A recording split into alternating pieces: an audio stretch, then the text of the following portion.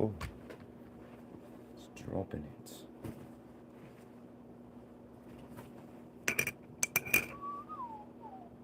Let's do that. Remember that. This can go there.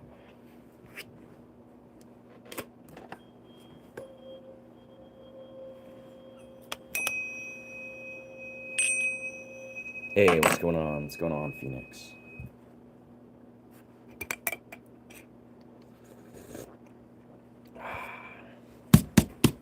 You can call me Ryan. Is my name. It's, yeah.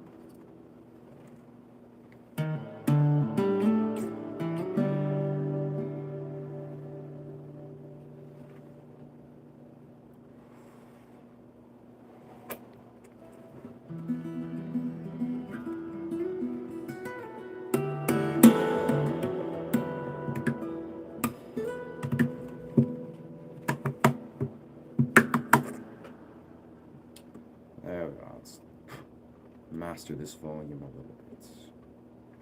Yes, yes.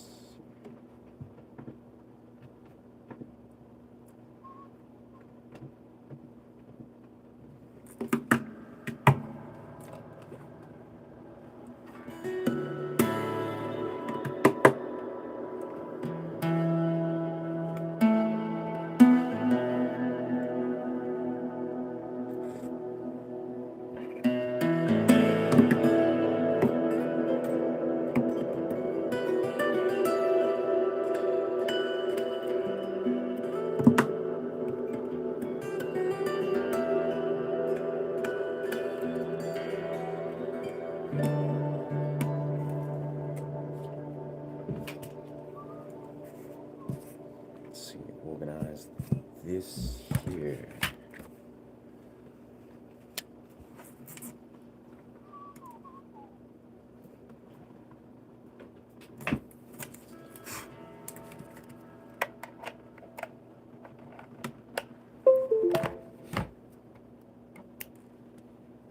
Very nice.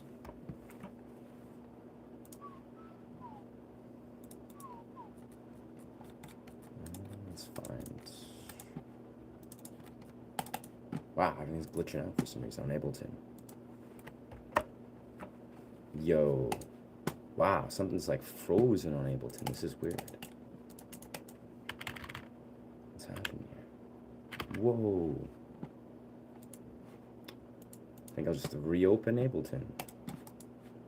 No, not save changes.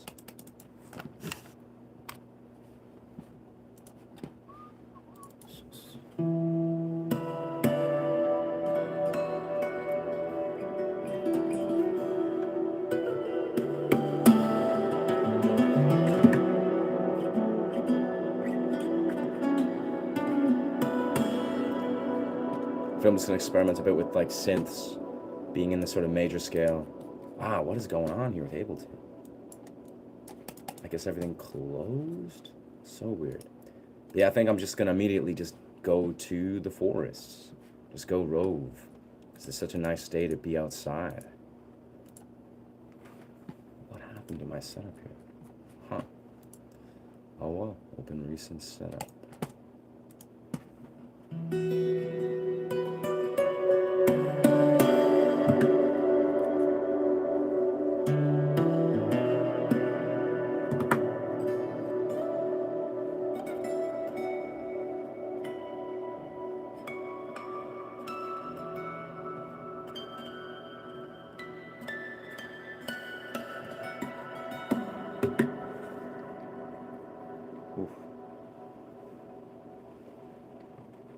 incense. They are smoky as fuck. One moment here, I'm just gonna exit these incense. Get out of here. There we are.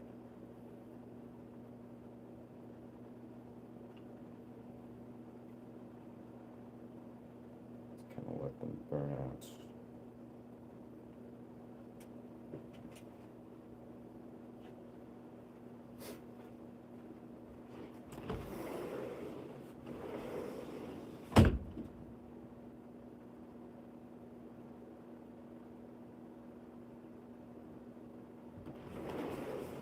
Crazy.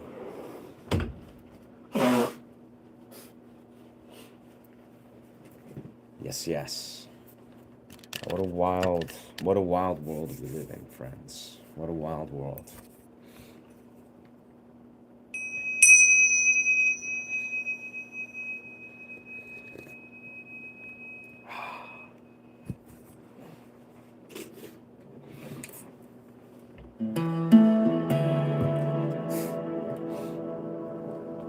All right, I think we have this all opened up properly.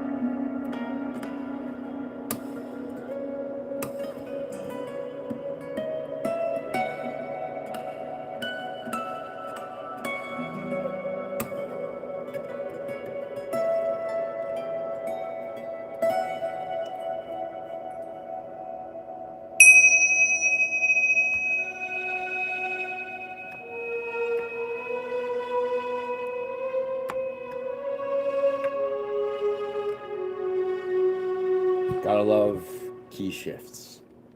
Key shifts all day long. Whoa.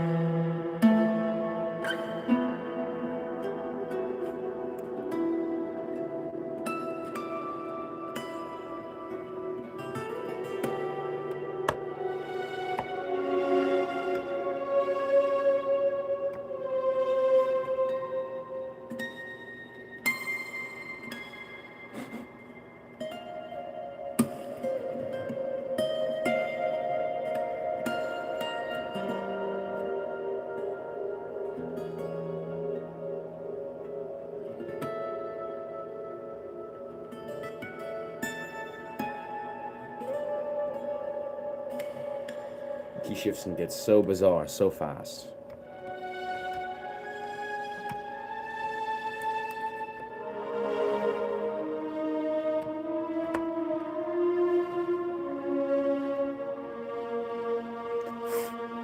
Sweet. Welcome to the stream. Welcome to the stream, friends.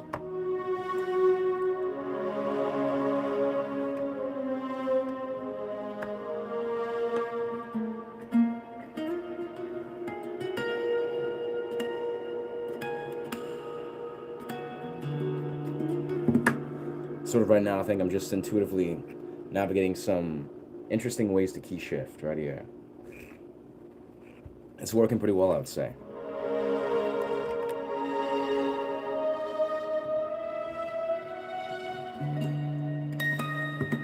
Very intuitive. I'm not sure. My mind's kind of not really thinking. I'm just going.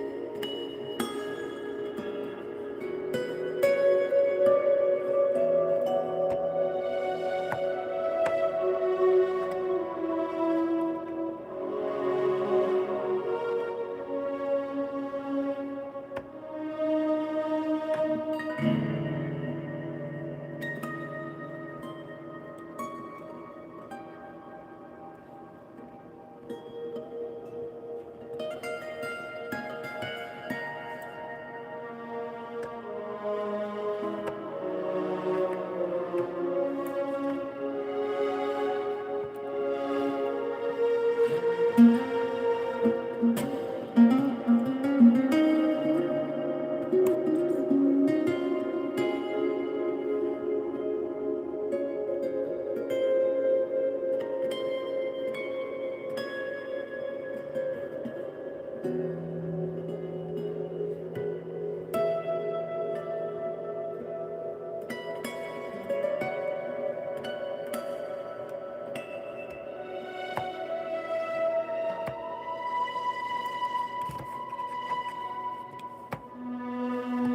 level. What does that even mean? Note repeats. The patterns on my clothes. That's a interesting idea, my guy. But no. I very much never think about the patterns on my clothes. I mean, beyond externally, I appreciate the energy of what these clothes feel like. You know, almost like the character that is me that it kind of brings to the fullest.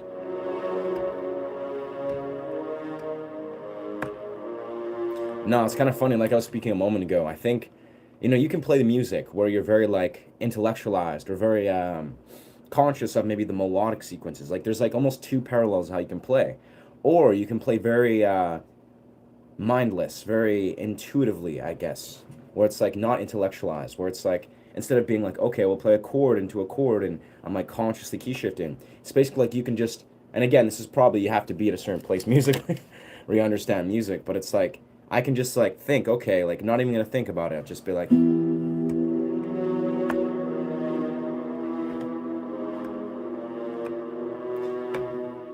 it's like I know it's like okay, I was in this key, then I'm like okay, in the piano on the synth board, I'm gonna switch to a different key because I like this arrangement, and my fingers are basically just doing they're just doing their own thing.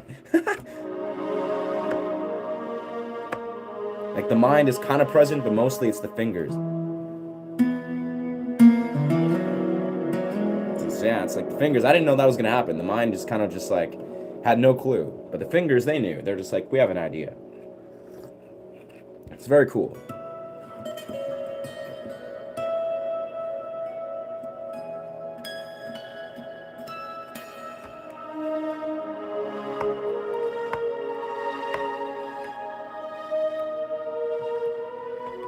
Like you know, I have a conscious thought when I'm like, okay, maybe we'll switch into this key. Or I'm like, oh yeah, this is that key. But it's like it's very interesting how you have a choice. Usually, you can play with the mind or play with the fingers.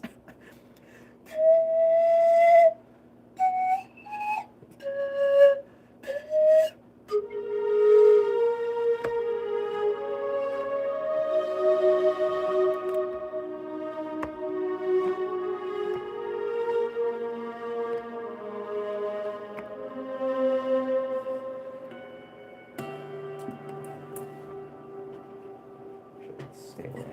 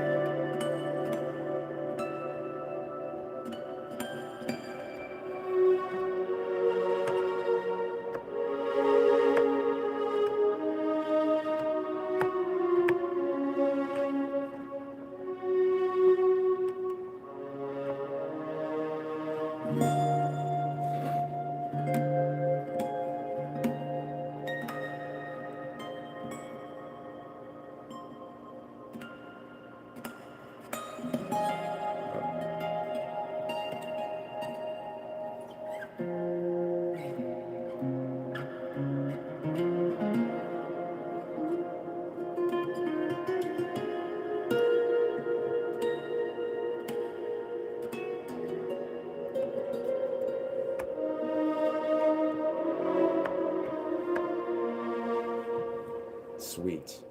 Yes, yes. Yeah, dog. It's very much that. It's like ear training. Ears just. It's just funny though. I find it's almost like the ears. I guess the ears would still play a role. It's almost like I feel like the hand, the hands themselves. Like this is how I often play, especially improv. Is you know, it's like the hands themselves have more of a brain that's obviously synchronized to the ears, but it's almost like if I were to say be blind, like if I were or to be deaf, if I was like turned off my ears somehow, my fingers would still be doing a lot of these sequences melodically, musically. It's like the fingers have an innate intelligence of what it wants to do musically. Now, obviously, I can emphasize that fully, or I can tune that out a bit. Like, okay, let's intellectualize and create a pattern of like something that's melodically sound. Or if I'm switching keys, then it's more music or ear oriented or ear training.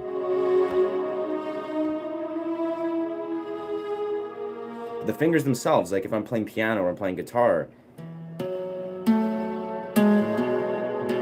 now they're using the awareness of the ears, but it's still the fingers themselves. They have such a different sort of style.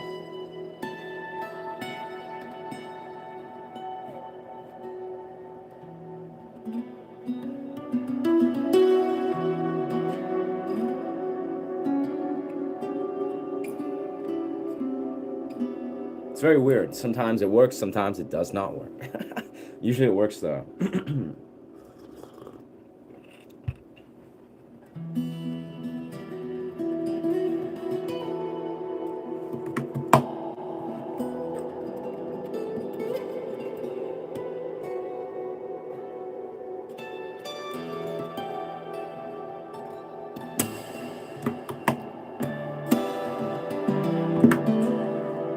In truth, that's why I find I really like acoustic percussive elements. So, you know, the stuff that's like,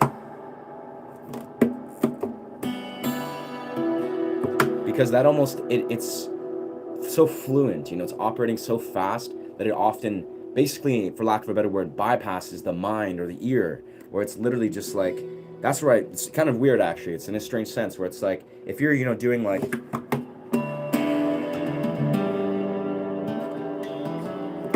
you're really just engaging in all these different elements at once. It's like the fingers, they move faster than what the mind can comprehend often. Obviously, sometimes you can slow that down or synchronize it. Yo, buddy, what's good? What's good, Wondrous Facts?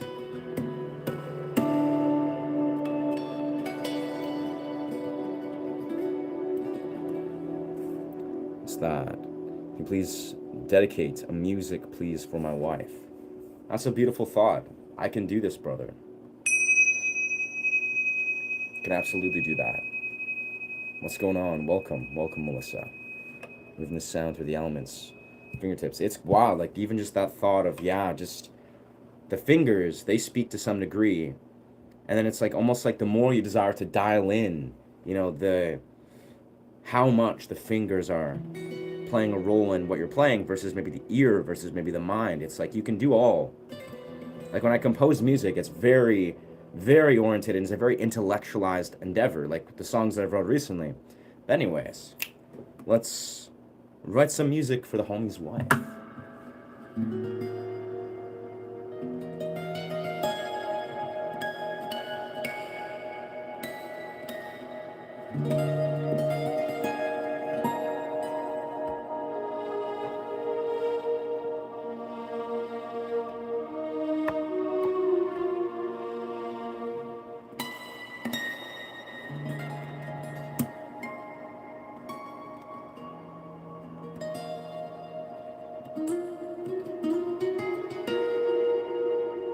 Let's move to a major scale so it sounds happier.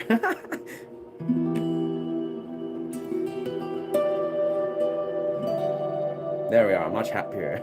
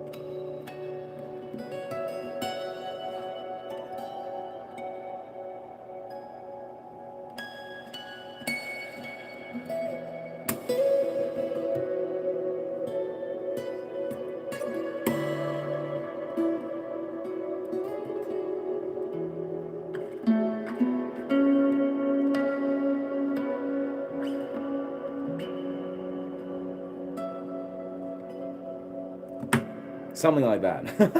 I don't know. I'm really just warming up today, but the essence, the energy is there. There's kind of like an arc. Yeah, it was an arc. But I feel like those silky, slow, ominous, loving chords, those are what I really like to dedicate to like a romantic dimension. But yes. I think too, like what I think of when I really like feel into the energy of like I play a piece for somebody, you know, they're asking like, I don't know, something about love or some story or whatever's going on in their life. I like to almost envision. That actually reminds me, I have a few songs that I wrote for viewers that I think I gotta go back to and take as clips. But yeah, basically, I feel like there's an arc, like there's a story. It's not always like, you know, love is like love for a person or for this or that. There's often, you know, the story of people experiencing, you know, love or whatever it is, like some sort of conquest. It's obviously not just a linear journey where it's just like, maybe it is. I mean, maybe it is just pure happiness, pure ecstasy.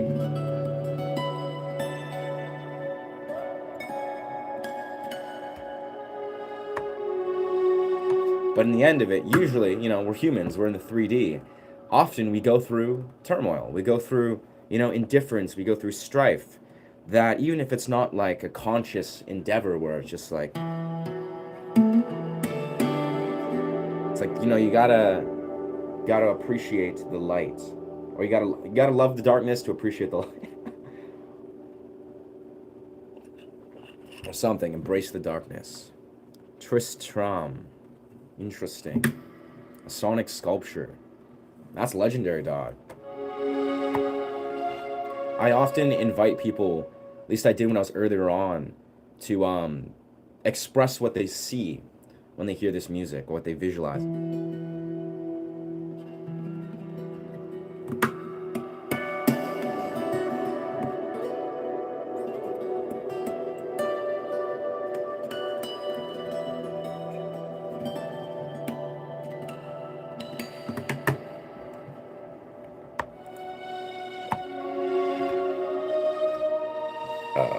Nice Keisha.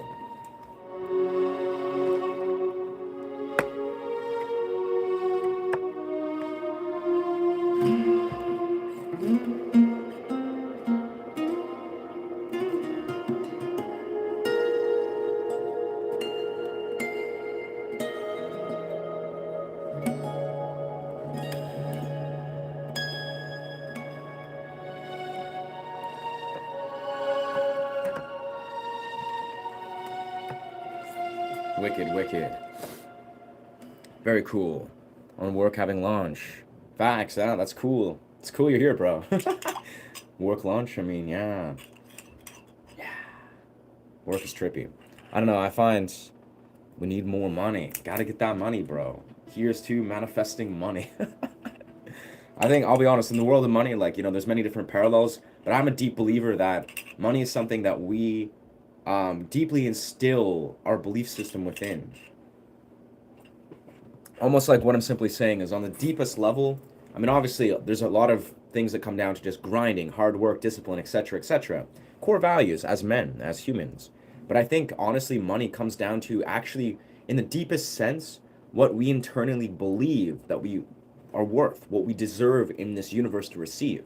And that's a tricky thing because I think for a lot of us, myself included, it's easy to develop very maladaptive beliefs with money. And not just money as a whole, like receiving, say, resource via your time. That's a whole nother thing. But there's many different ways I feel to develop, yeah, maladaptive beliefs related to money.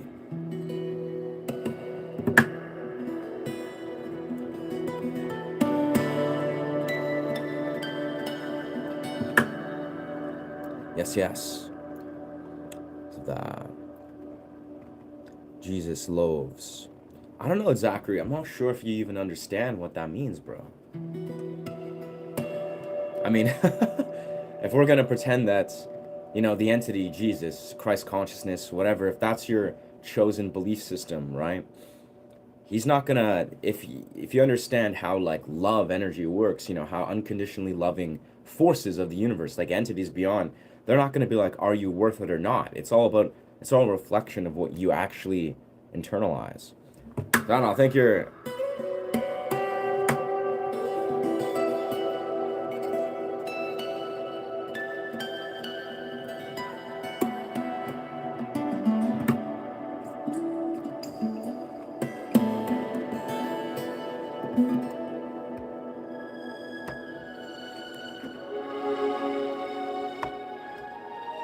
feel like my goal in the next day or so is to figure out exactly how to crystallize this scale. So the E, basically the E major scale, or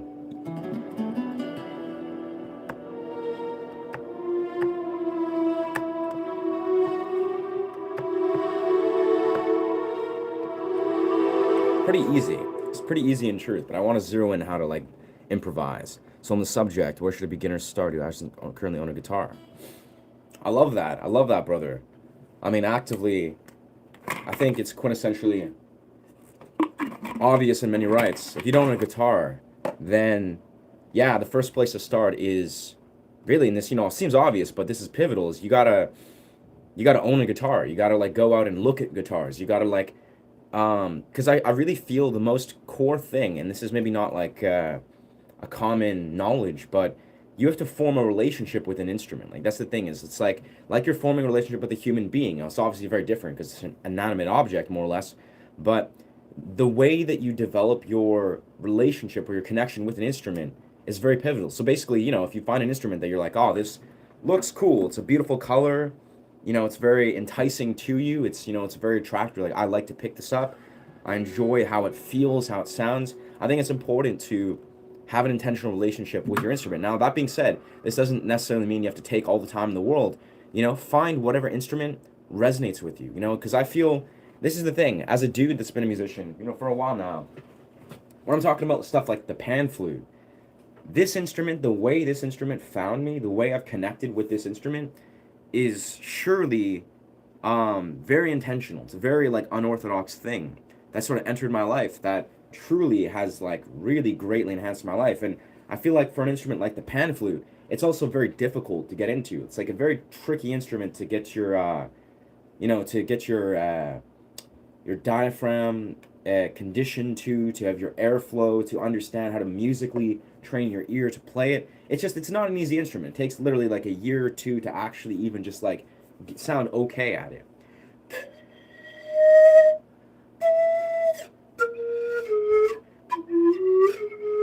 But the idea is, the thing that's important when you're learning an instrument is to kind of just listen into what you feel like is calling you, what's resonating with you. So it's like if you're resonating with like a really beautiful electric guitar, right? Or maybe a beautiful acoustic guitar or classic guitar, just really go into that process, But when we're talking deeper, where should beginners start? Like, you could probably start even before then.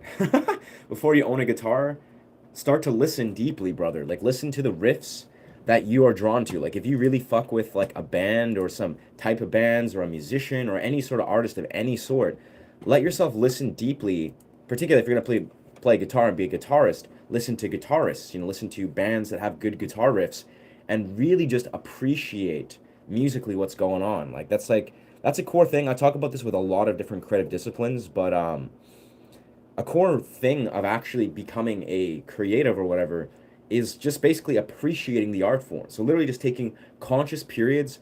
I call this music appreciation time. It's like the thing that they would call it in middle school. It's like, when I was in middle school and I was like, playing guitar for like a couple years, every single time we'd enter the music class, our teacher, she was like this older, like 40-year-old woman, very, very kind, really like Beatles, had some good music taste.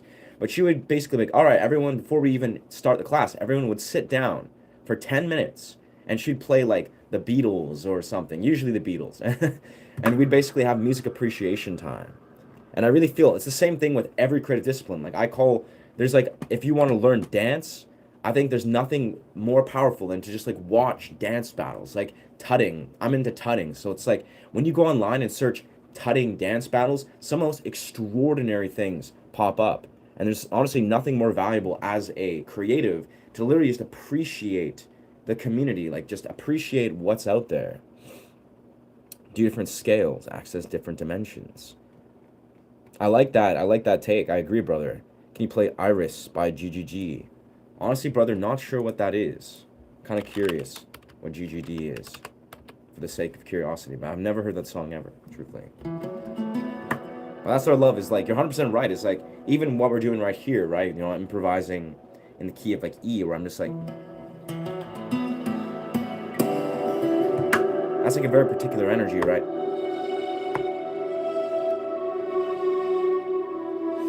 But if I were just to switch it,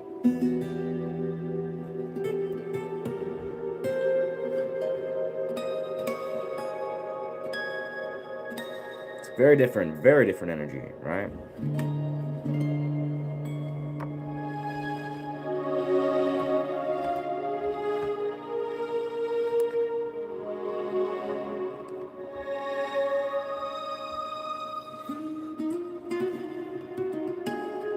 I love this key though. I really love that key. What's good? What's going on? What's going on, Kala? Welcome. Welcome, friend.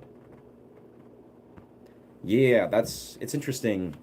A friend I was jamming with, he made that same comment where, yeah, he was like really appreciated the way that I create spaces in my playing, which I never thought about. I'll be honest, I've never, like, especially when I was newer, I would never think about that. But I think that's a really powerful thing. I agree. It's like, especially when I think about it the way I like to play, like,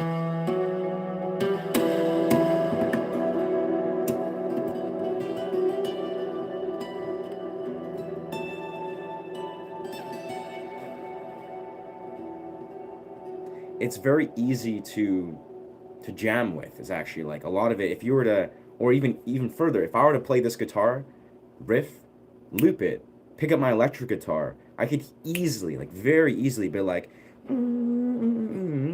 I can't really play the notes in my mind, or just like sing them out. But my electric guitar is still busted. But once I get my electric guitar, I'll show you. But it's like everything that I play, I can play a complementary riff perfectly accented by a second instrument. And I think part of the reason why I've done this is because a lot of the way I play, I'm playing with harmonics.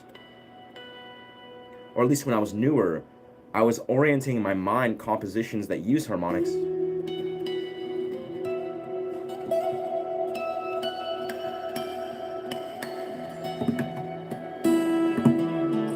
Which is basically like a second instrument. But alongside that, I'm very attracted to, duo compositions, like using the pan flute and like say,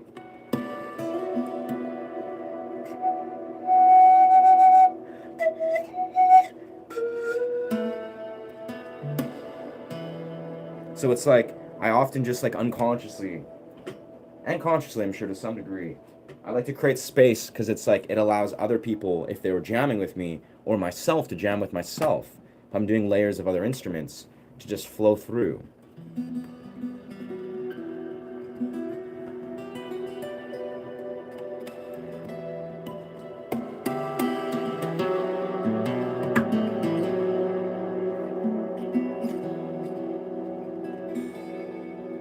And it's funny too, actually, this is something that I've noticed that might resonate with some of you guys. It's good to experience the sound space. Thank you, brother. Appreciate you, brother. But something I found very interesting is when I was newer to guitar, right, like 9-10 years ago, what I often found was my weakness was rhythm. That is, my weakness was rhythmic guitar playing. Now, I think I can do it quite good now. I have a very balanced style, more or less. But that's because I've chosen to like observe my style, study it, and like fill in the blanks. But basically, when I was new to guitar, basically what I would focus is lead guitar. I'm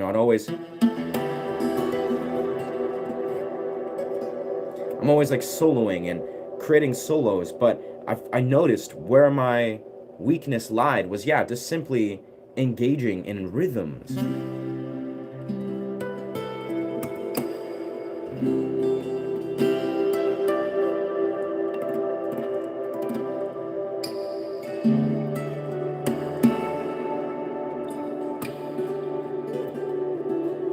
And I think to some degree, I still probably have a little bit of that present, is like, I know that I could strengthen my rhythmic awareness. And if I was playing with other players, I'd be forced to do that very actively. Question, what would you call this vibe you got going right now? Set or setting? Huh. The vibe. I guess what I'm usually going for, like if I were to define it, is like meditative. I'm trying to create like a meditative container, if you will. Like almost like if you were to sit in a sound journey, right? Like if you were to arrive at a place, you like, there's things where I've actually hosted a couple of these with previous partners. Haven't done it in a while, but basically if you were to go to like a place, You'd pay like a $20 fee and you go to a sound bath. Man, I need to drink some water, but I'll complete that thought quickly. The idea is that if you're to like go to a sound bath, right? You know, you go to a place where it's like a yoga studio or something, and then you pay $20 or something, and you sit in a circle and everyone meditates, and then a facilitator like myself would basically start a sound journey. That's kind of like the context I'm going for, but obviously this is a YouTube stream. So what I'm doing is I'm trying to like bridge worlds with a sort of like a sound bath that's live, that's focusing on the meditative elements of the guitar. But of course, also you're in my music studio.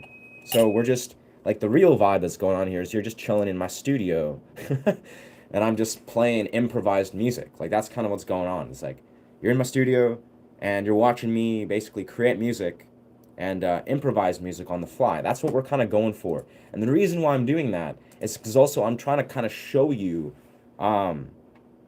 how you can learn these things, basically. It's like if you're a musician, I'm kind of inviting you to sort of observe how to learn to improvise. And obviously, I also make content that does the same thing. It's like, so if you watch the streams and you see the content that I make, they're kind of supplementing each other.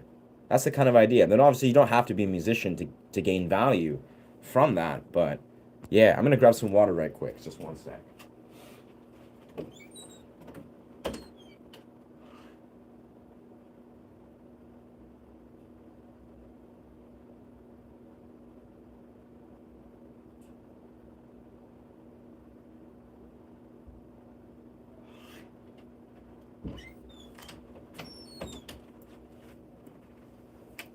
But very actively, like I like that you asked that question because obviously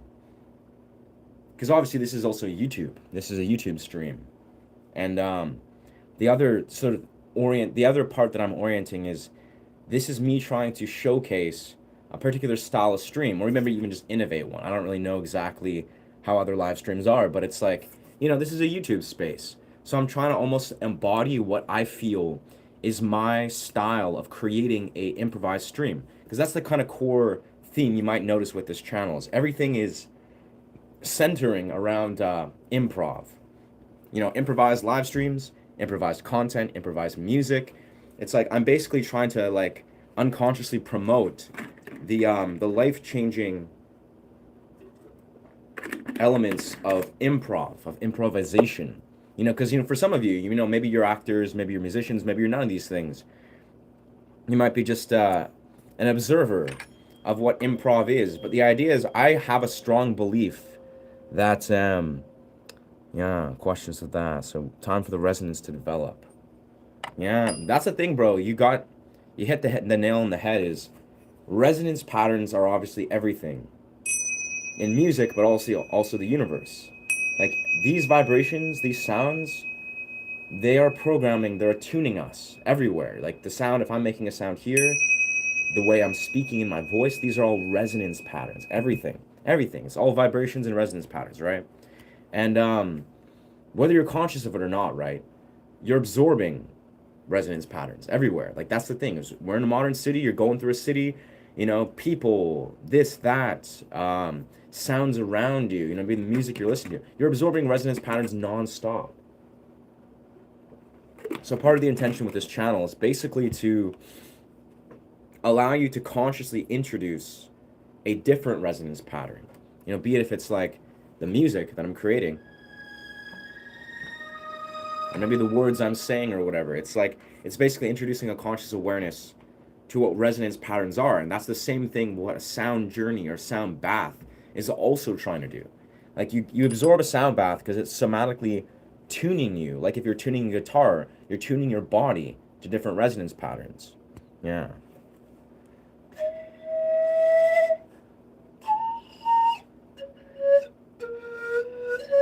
Man, I actually think I think I have to make a video about that. I mean, I know I've been wanting to make a video about like the mission statement for this channel to some degree, but I think that's a really strong idea for a video. If I were to like go in the forest and I was talking, is like talking about why watch a live stream? Like, why watch a live stream? Well, it's like, you know, blah, blah, blah, resonance patterns, we're all resonance patterns. I feel like that's a strong video. If I could probably just clip what I just said, but I think what I'm going to do is I'm going to record a video explaining exactly that, because I think that makes a lot of sense. Because that is it. Like let's be real here. It's like homie's asking, what's the vibe here? What's this channel? What am I trying to do here? There's a few things. Like again, improvisation. I'm showing you all this I'm doing, pure improv. You know, it's not a single thing that I'm scripting. I'm not even trying to script. I wouldn't script if I probably couldn't script if I tried. Really, I mean I could, but it would just be apparent. But everything I'm doing is improv. Like whether I'm playing music, whether I'm striking resonance instruments, whether I'm talking, it's all improv. And the idea is I'm trying to basically showcase that to me, improvisation, like whether we're talking, like you could say, okay, we're just intuitively talking or monologuing or dialoguing if there's, you know, two people. I believe that improvisation is like a very powerful channel, if you will, like a channel, as not just like a YouTube channel, but like a channel. If we're talking like a spiritual context, it's like you're receiving information and prompts, if you will, like a prompt to act that's not within yourself. You know, you're listening into the universe and you're letting it flow through you via you're a channel, you're a conduit. And I think that's really important to understand because you can do this in pretty much everything you desire to do. You can do this if you're, say, wanting to get into acting, if you want to be a YouTuber, if you want to be a musician or you are a musician. If you're a dancer, dance, it's like the best, very powerful channel because when you're in a room full of people and you're all channeling movement and dance, powerful, powerful things happen. But yeah, so improvisation, and then of course, introducing awareness to resonance patterns, like the resonance patterns that you're absorbing and you know, holding space for the ability to consciously introduce different resonance patterns. Because this is the thing. I'll close this tangent very soon. But the idea is that man, I lost my train of thought. But that's okay. Basically, I was gonna go off on a psychedelic tangent, but yes, I'll probably have that pop back in my mind.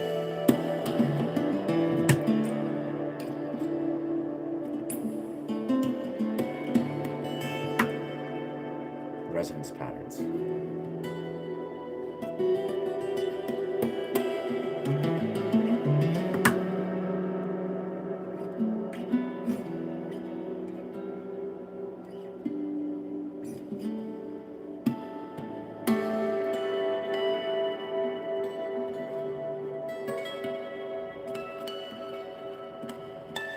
It's 12:05.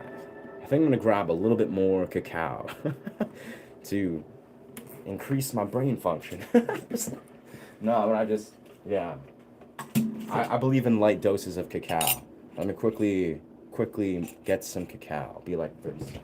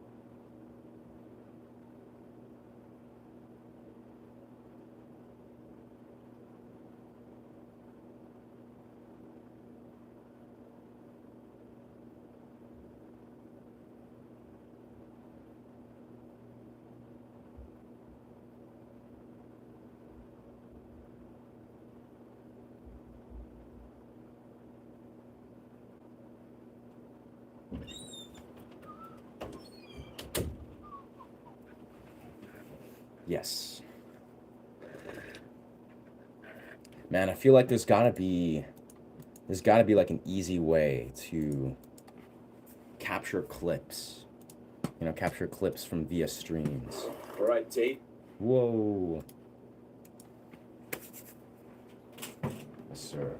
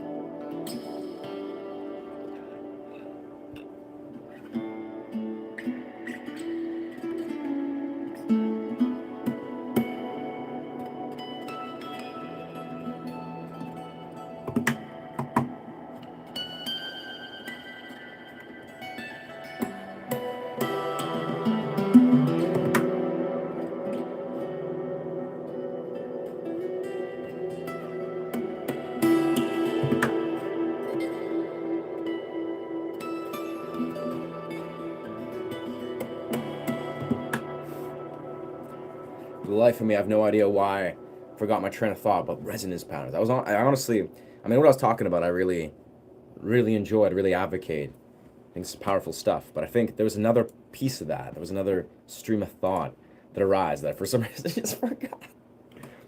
But hey, that's okay.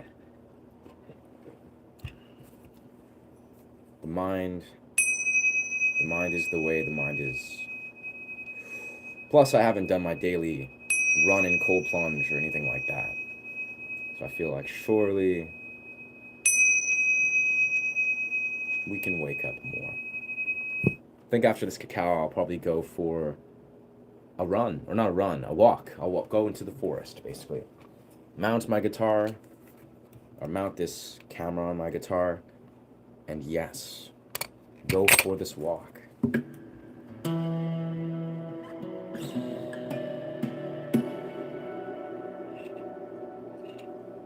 Yeah, it's resonances in the deepest sense. I mean, it was something that basically I was trying to basically expand off of the way that we absorb. Where did it go? It's basically so the way we absorb resonance patterns in our everyday life, etc., etc. So we consciously choose to, engage in, say, a resonance pattern via music. Man, I don't know. It went somewhere, but I forget now. What's going on? What's going on, Heaven?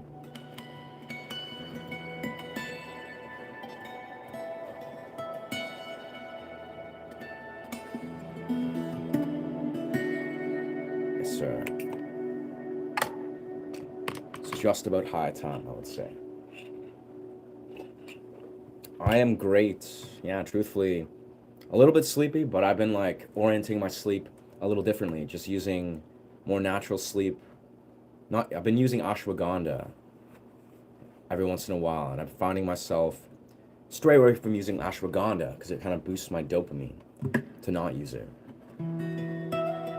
So that's been great, yeah. But then life's been super dope, yeah.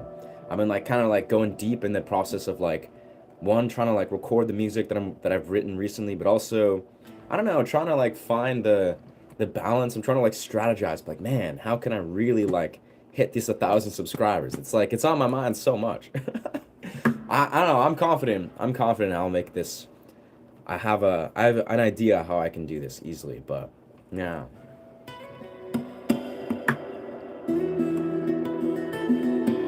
It's almost interesting. I think what's interesting is there's a very specific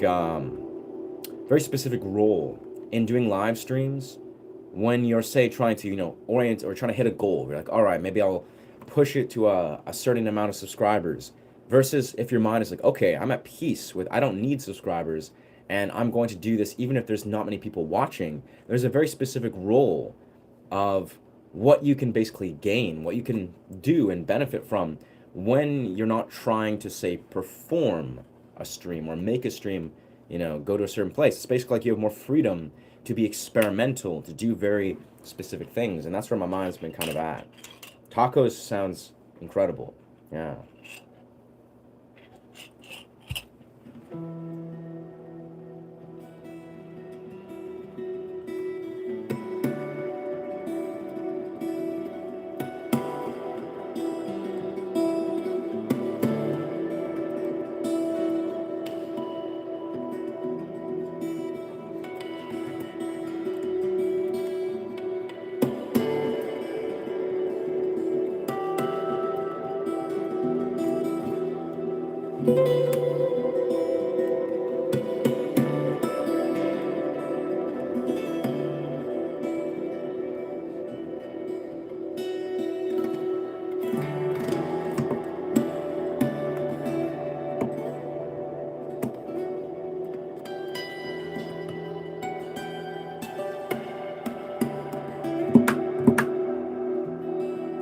Whatever, everyone here needs to like and subscribe. Sweet. I advocate these truths. If people aren't already subscribed, feel free to follow this channel. I don't know. I'm not the one or the kind to self-promote.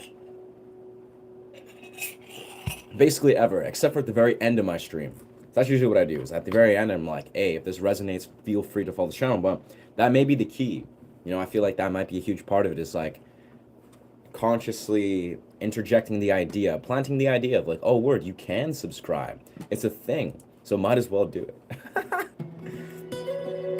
I don't know. I think I'll be honest here is like, if I'm gonna make the bridge the gaps between where I want to be at with my YouTube, it's not gonna be from me trying to be like, hey, subscribe, come on, please. It's just like, which is okay. It's okay if people want to self-promote and like really, consciously summon that. But I think for me, the way I usually operate is, for me, it's about like, I want to phase into the next shift. Like, what is the next breakthrough, so to speak, that I'm leaning into in my channel? Like, really, like, what is the next like breakthrough concept idea, the next direction of where my channel is going, and just powerfully diving in that direction. When I do that, then I'm going to attract. It's almost like the algorithm, the YouTube world. I really believe that surely there's some elements that are luck, some elements that are random as fuck, but a lot of YouTube is literally just a system that's designed to basically deliver you your viewers. If you're aligned with the system, if you understand how to work with that system and actually, like, say, offer like genuine, overwhelming value to the algorithm and allow it to help you or help it deliver your viewers,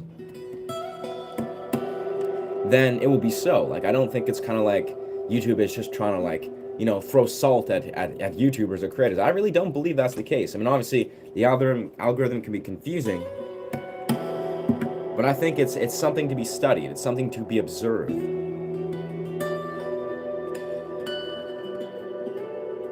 I guess what I'm simply saying is there's no sense in holding a victim mentality in life in general, but obviously in YouTube, an extension of that. Like, if you think, oh no, the algorithm is against me, or it's out to get me, or blah, blah, blah, blah, it's like, it's probably not. It probably doesn't give a fuck. It's just kind of like, you gotta really think and be very expansive and open-minded and just grind it out. Like, you gotta really, like, apply yourself.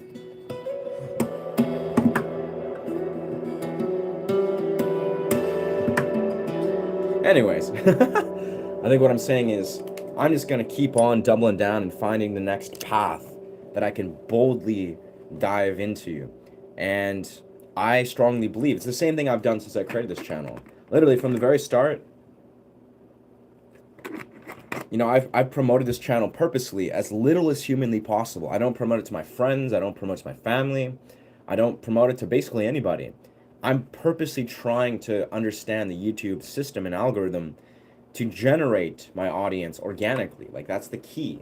And I almost feel like it's kind of pointless if I were to like promote it and be like, all right, like, let's go subscribe, or like join my channel, blah, blah, blah. It's like, no, I don't want that. I want YouTube to find this channel organically, or let this channel find you. Yes, sir.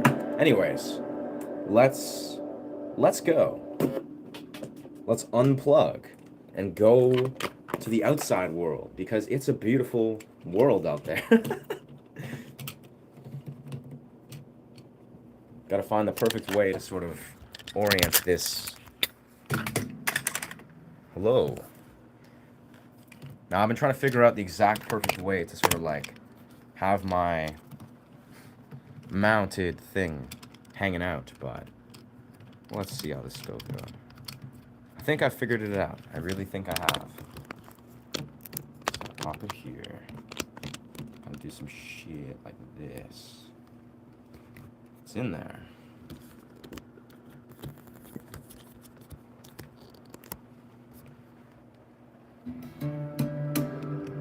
Feels pretty good. And yeah. Look at this. We're mobile. We're going places in this world. Take some random things that we might need. Let's see. Wicked. What's good, France? The French, brother. Who doesn't love the French culture? I don't know. It's unpopular opinion or whatever. I think some people express that the French are kind of like as some sort of, I don't know, objective statement. They're kind of like not very welcoming to XYZ, I don't know, foreigners or something. I don't know. I like French. I like the culture. I like the language. I've never been to like French places, so maybe I'll experience something different. But I'm a strong believer that if you're a traveler, right, you know, you're traveling to different countries, you know, you might not know the language, you might not know the culture, but there's different ways to connect that doesn't have anything to do with language, right? It's body language, it's your energy, your tonality, it's music, it's, you know, nonverbal expressions. And I'm the kind of guy that I've actually spent a lot of my life learning how to develop my relationship with nonverbal expressions. So I feel when I go and travel, you know, say like YouTube stream realms, I'm intending to connect with people, not with words. Obviously, I'll connect with words if I can, but the idea is I'm more so going to communicate with people non-verbally. And we'll see how that goes. And obviously, there's also AI Translate, so if I want to get myself some meta glasses and translate everything, I think that's also wise. All right, I think I'm going to just go. Freedom. Do some cold plunges.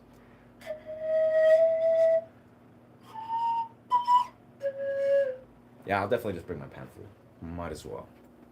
More instruments, the better. This is just the way it is. This is always the way it is. Damn. There we go. Don't need that. Do a quick adjustment. Grab some incense, whatever we need. This is actually, I like how this is pretty steady. I feel like this this setup probably brings some of this. Doesn't need another tripod. Fuck yeah. What else do I need? I think that's it. Yeah. Here's my chime.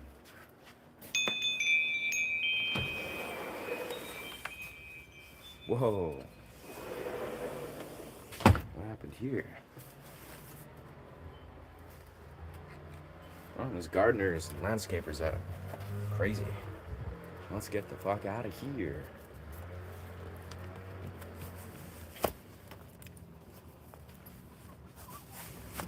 All right. What's good? What's good?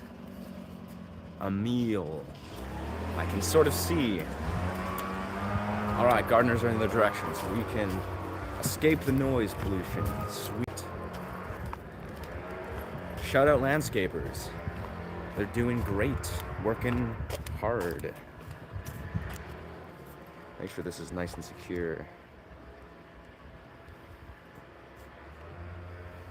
Yeah, it seems secure. Getting blinded. This is life.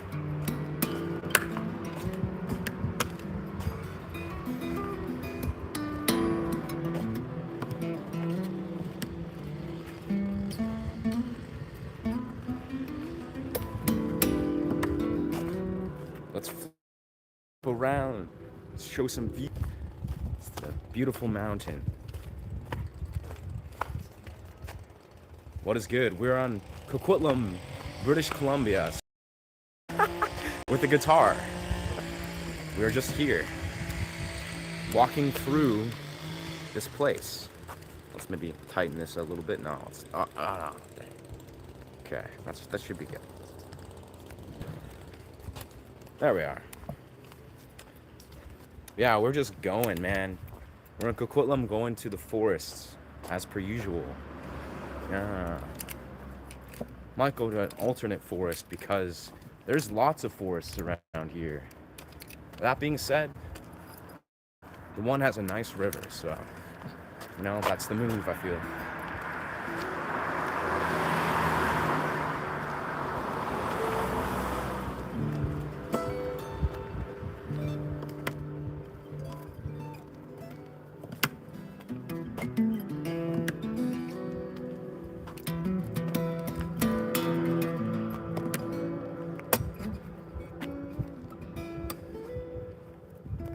It's pretty quiet right now.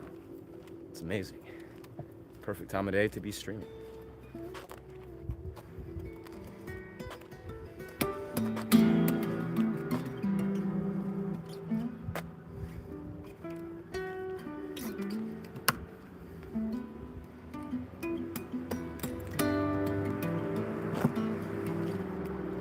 Very nice.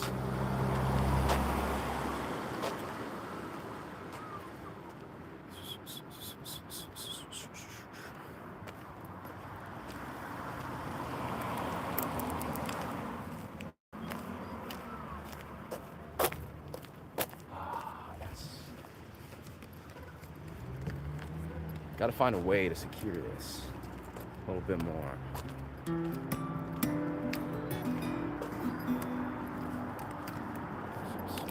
It's kind of secure.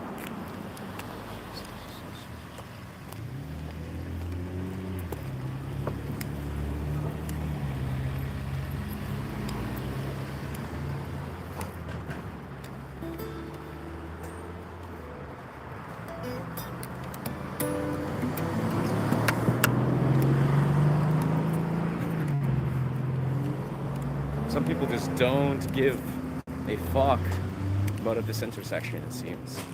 It's crazy. Like, this is actually, it's funny, I was stopping by here once. Apparently this is the worst intersection in all of Coquitlam as far as people just driving right through it.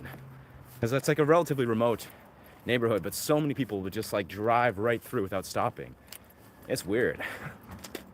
So many times I'll just like kind of stand there and be like, what the fuck are they doing?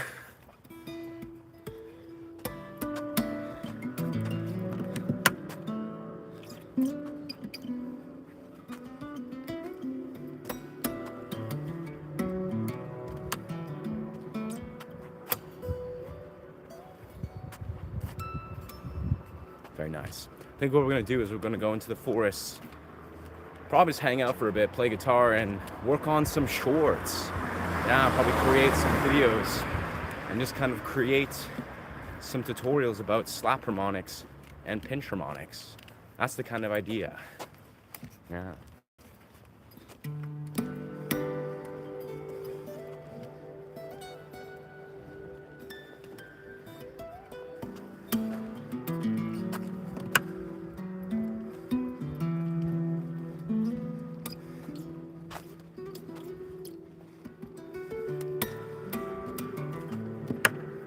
Yes.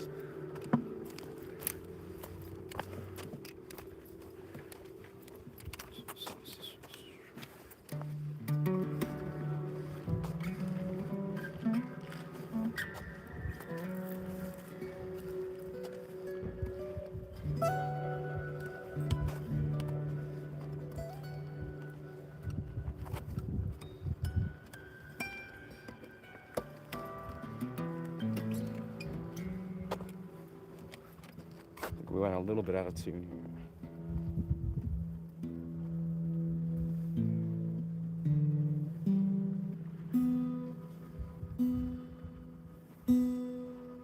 Oh yeah.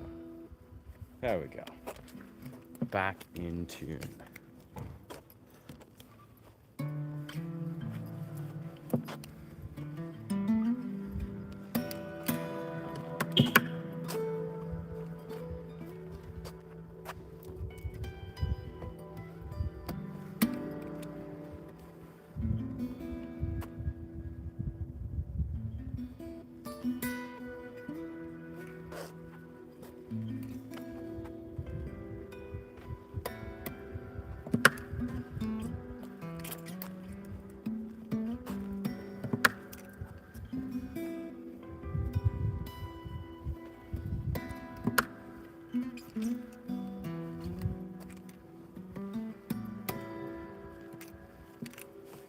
Wicked.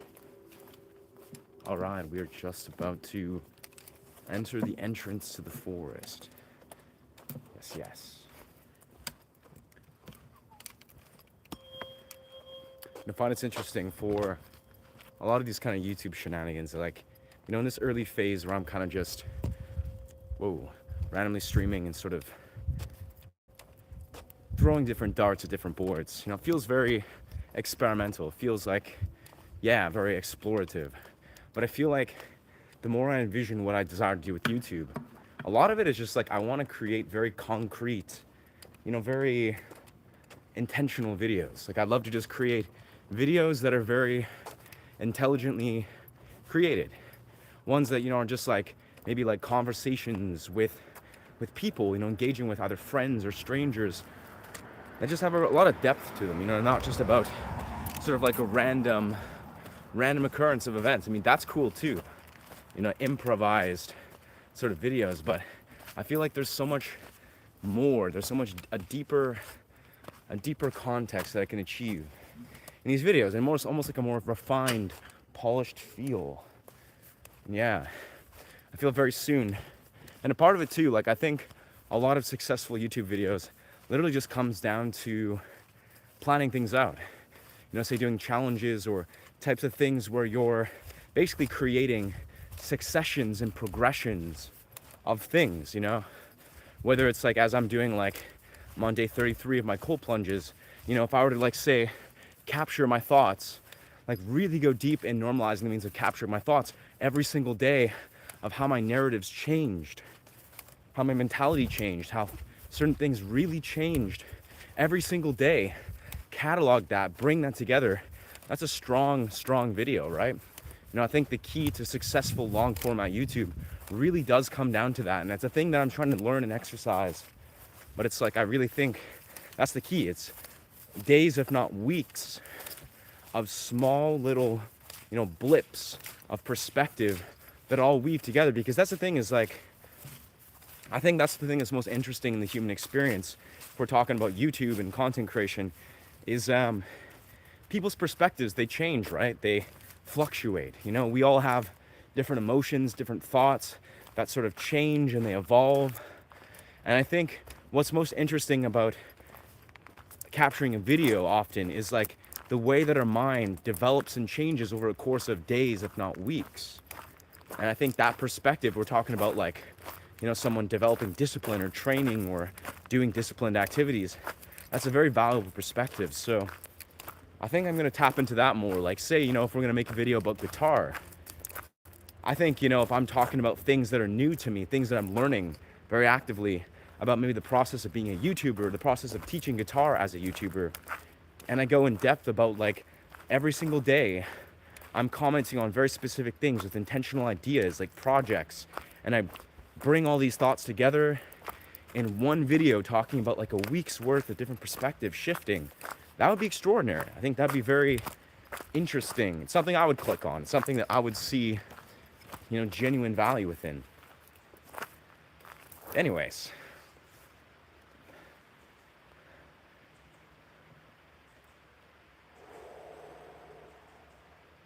We are now in the forest.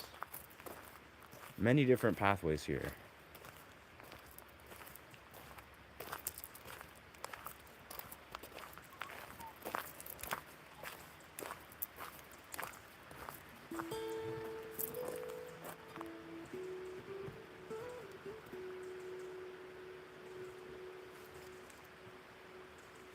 Out of curiosity, do you guys find when you're, say, seeing a video like this, right? If I'm, say, playing, because I've been recording videos where I'm basically doing meditative guitar in the forest, where I'm just kind of chilling, playing guitar, capturing nature. Do you find that's like you desire to see like the nature as, the guitar is being played, or it's like you desire to see the guitar playing more so as nature is the foreground? Like, what do you think often is the emphasis of why you enter a video when you're listening to music or guitar and nature? Is it the guitar more so, or the guitar playing, or is it the nature itself? I mean, I think the obvious answer would be like the nature. Is like most people objectively love to see the nature, but I guess it'll come down to both. Yeah.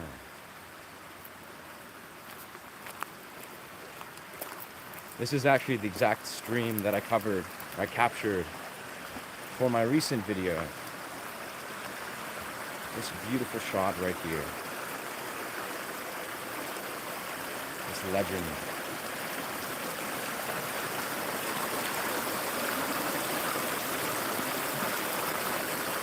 It's actually a great spot to plunge.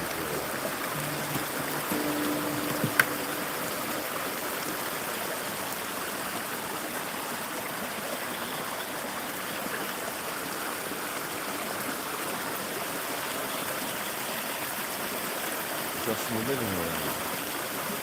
Yes. I agree.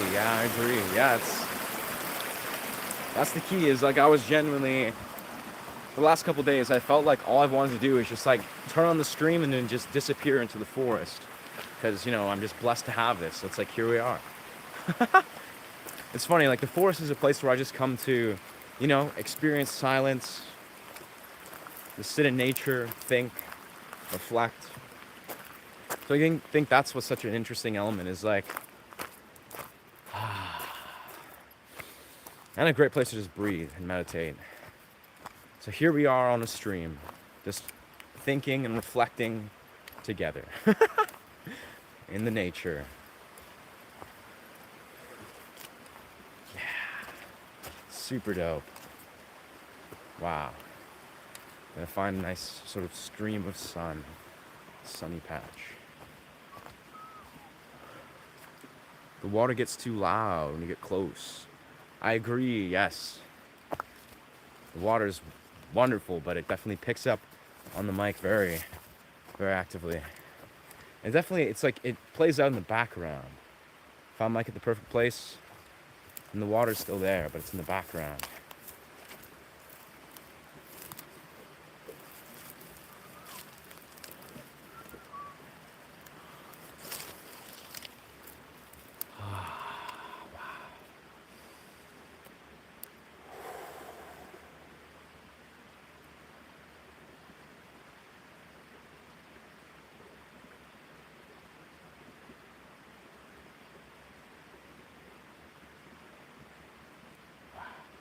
It's a thing I've thought about a lot.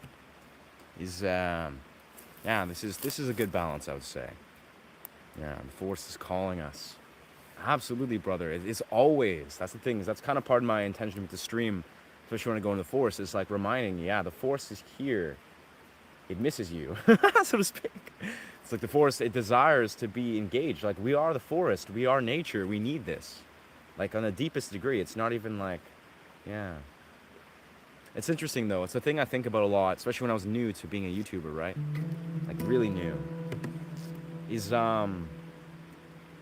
there's such an interesting, almost like psychological challenge or a test of being a YouTuber, which, I'll be honest, most people probably are not readily equipped or prepared to take on. And this test is obvious, right? It's the ability to successfully integrate and regulate your relationship with your phone, with YouTube. That's the thing, is as a YouTuber or a streamer or whatever you desire to go in the content creation land, it actually forces you to some degree, unless you're really, really good at like navigating boundaries and you have a team and you strategize your release schedule. It forces you and invites you heavily to engage in your phone. You have to be on your phone. Here I am on my phone right now, and this is okay. But the idea is, what I'm saying is, it's almost like a very powerful challenge. It's a psychological challenge. Dopaminergically, it's a challenge. And neurologically, very intense challenge that most people, let's be real here, they're not equipped for this.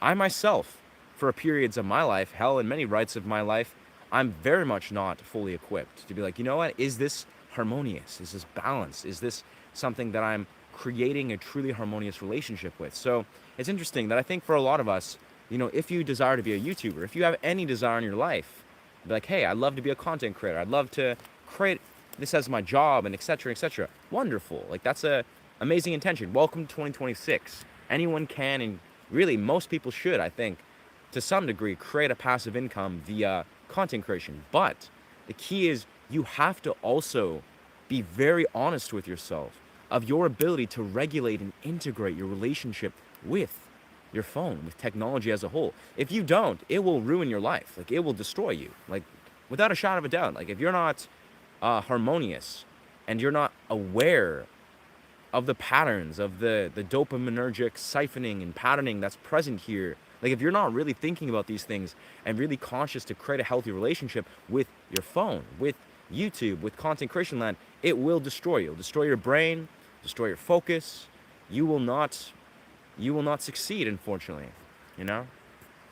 That's an interesting thing to think about. And I think I'm going to talk about this a lot more, because this is the thing. This is the bizarre thing. Here's a bizarre paradox. Is part of the reason that I got into YouTube, right? I have many different intentions, many different ideas for different channels, different styles of being an influencers. But one of the core reasons that I was extremely attracted to when I was very new to the idea of YouTube was basically talking about dopamine. Say you go into Andrew Huberman, he speaks about dopamine very actively. He speaks about very, very complex but very clear-cut dopamine mechanics. But even further, what I feel very called to speak about as a content creator is dopamine in relation to your phone, in relation to your relationship with your phone. Because it goes very deep. Like, let's be real here. A lot of us, we look at ourselves, right? We might ask ourselves, we might even see this very clearly, like, why is our relationship with our dopamine, with our phone, but with our dopamine and our nervous system, why is it so dysregulated by default? Why? Really, why? Like, man, is there really like a way that I can optimize, say, your neurochemistry, say, your nervous system? Is there? Why isn't it not already optimized? Why is it not already regulated? Now, you could, orient this to, but XYZ stressors in my life, or XYZ people and stressors and boundaries. Yes, and yes to all that. But the reality is, the core thing for a lot of us, I'm speaking about myself and my generation, maybe it's a bit different if you're 10 years older than me. It's probably different, if not worse, if you're 10 years younger than me. But the idea is, this is a very important discussion that needs to be had, I feel. And more so, it's like a conversation that we need to have with ourselves that introduces awareness that is fundamentally about understanding, having an awareness of our dopamine.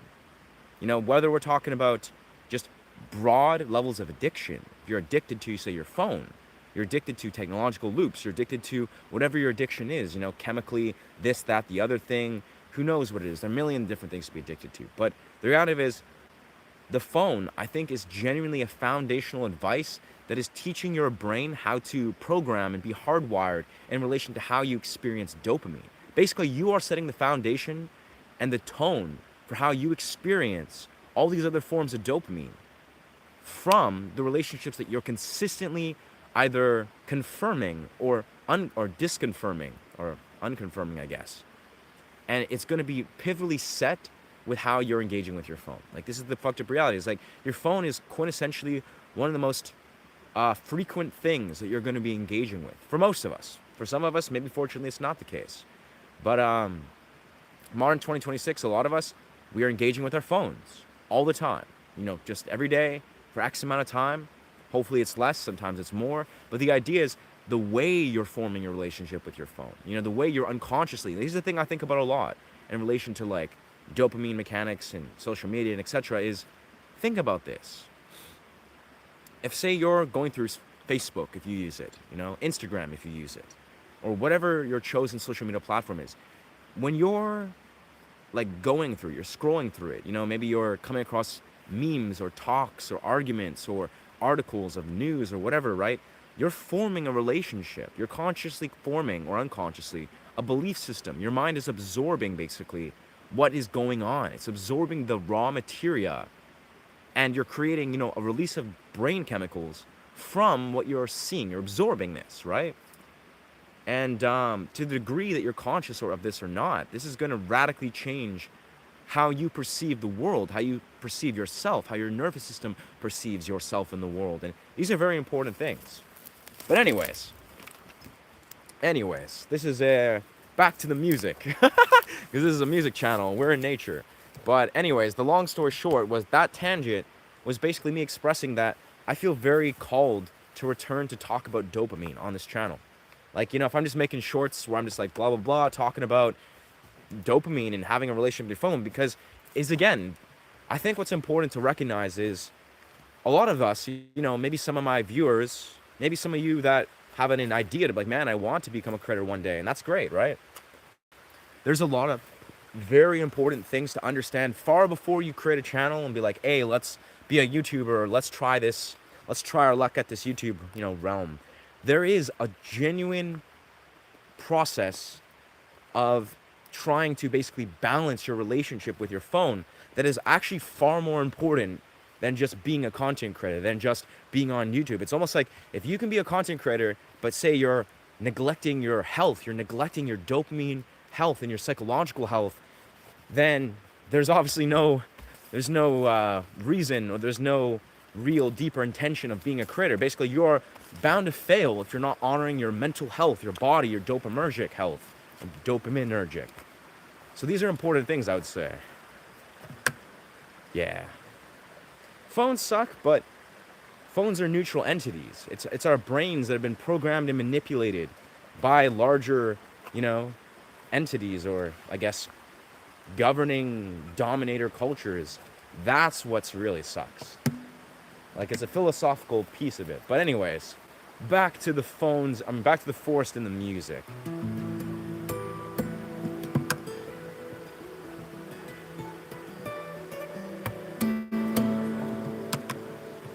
Miss the 90s. Yeah. 90s were cool. I was 4 years old when the 90s were, or I was like in 1994. So yeah, I knew 6 years of the 90s. And I'm sure they were a great time, but let's be honest here, 2026 is also very cool. It's a pretty dope time. It's a pretty interesting, radical time. But it also is a very important, it's a very pivotal time. Like, we got to be even further conscious. We got to understand the roles that we're playing as human beings, and the way that we're able to, really just carry ourselves and live our lives in a way that's integral and is conscious. If we're not doing so, then I'll be honest, the unfortunate reality is the default is often people are operating out of an unconscious place, or in a disintegral place. Those obviously are not synonymous, but that's the reality. Let's go more this direction. It's weird. Like, I speak about these things very blatantly and openly, but it's like, I think there's a farce. There's a farce psychologically, dopaminergically, and spiritually. There's a farce going on in this world. And if you're not conscious of like what you desire to do, to basically be on the right side of it, like basically being conscious, being like healthy, trying to actually promote and advocate the things in this world that this world needs to expand into, you're basically defaulting to a place of unconscious fragmentation. And it's sad, but that's the world we live in. It's like you can fall ass backwards into like vast arrays of malicious programming. It's everywhere. It's literally everywhere. Like, unless you live off grid in some beautiful oasis, you're probably absorbing insane amounts of malicious programming. And unless you're reprogramming that is controlling you. Yeah. You're forced to use the internet, and it's not free. Yes, facts. Setting up appointments, trying to get the job interview, or the gyms and the interwebs. Yeah. Yes. That kind of, again, that returns to my original thought that I was speaking of like 5 minutes ago, is like, yeah, it's like, it's important to have a good relationship with your phone. And if you desire to like, live in 2026, or like, hey, I want to use, this device, this smartphone. If you want to use that phone without it using you, you have to be really self-aware. You just have to be. And if you're going to be a content creator, you better really hope that you're self-aware, or else you're getting dominated by really fucked up programming, and it's ruining your life. Like, it's weird. Like, you know, you see a lot of content creators, almost all of them, obviously, to some degree, where they're gonna, like, you know, like, wow, I've been blown up, I've been being a content creator for X amount of years, and then at some point they're like, you know what, I need a break from all this. Like, they're like, I need to take a couple of years, if not indefinitely, step away, because they've built a life where they don't really understand balance and harmony, you know? I don't know what's going on in their lives, obviously, but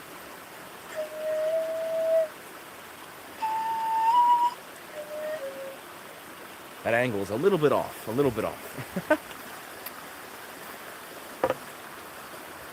Yeah. What does the canopy look like? The canopy. Well, we're on a bridge. Yes, sir.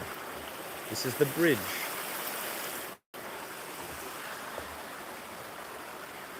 And this is where I go for cold plunges. This little river here, and this little, like, mini island. Yeah. Yes, yes.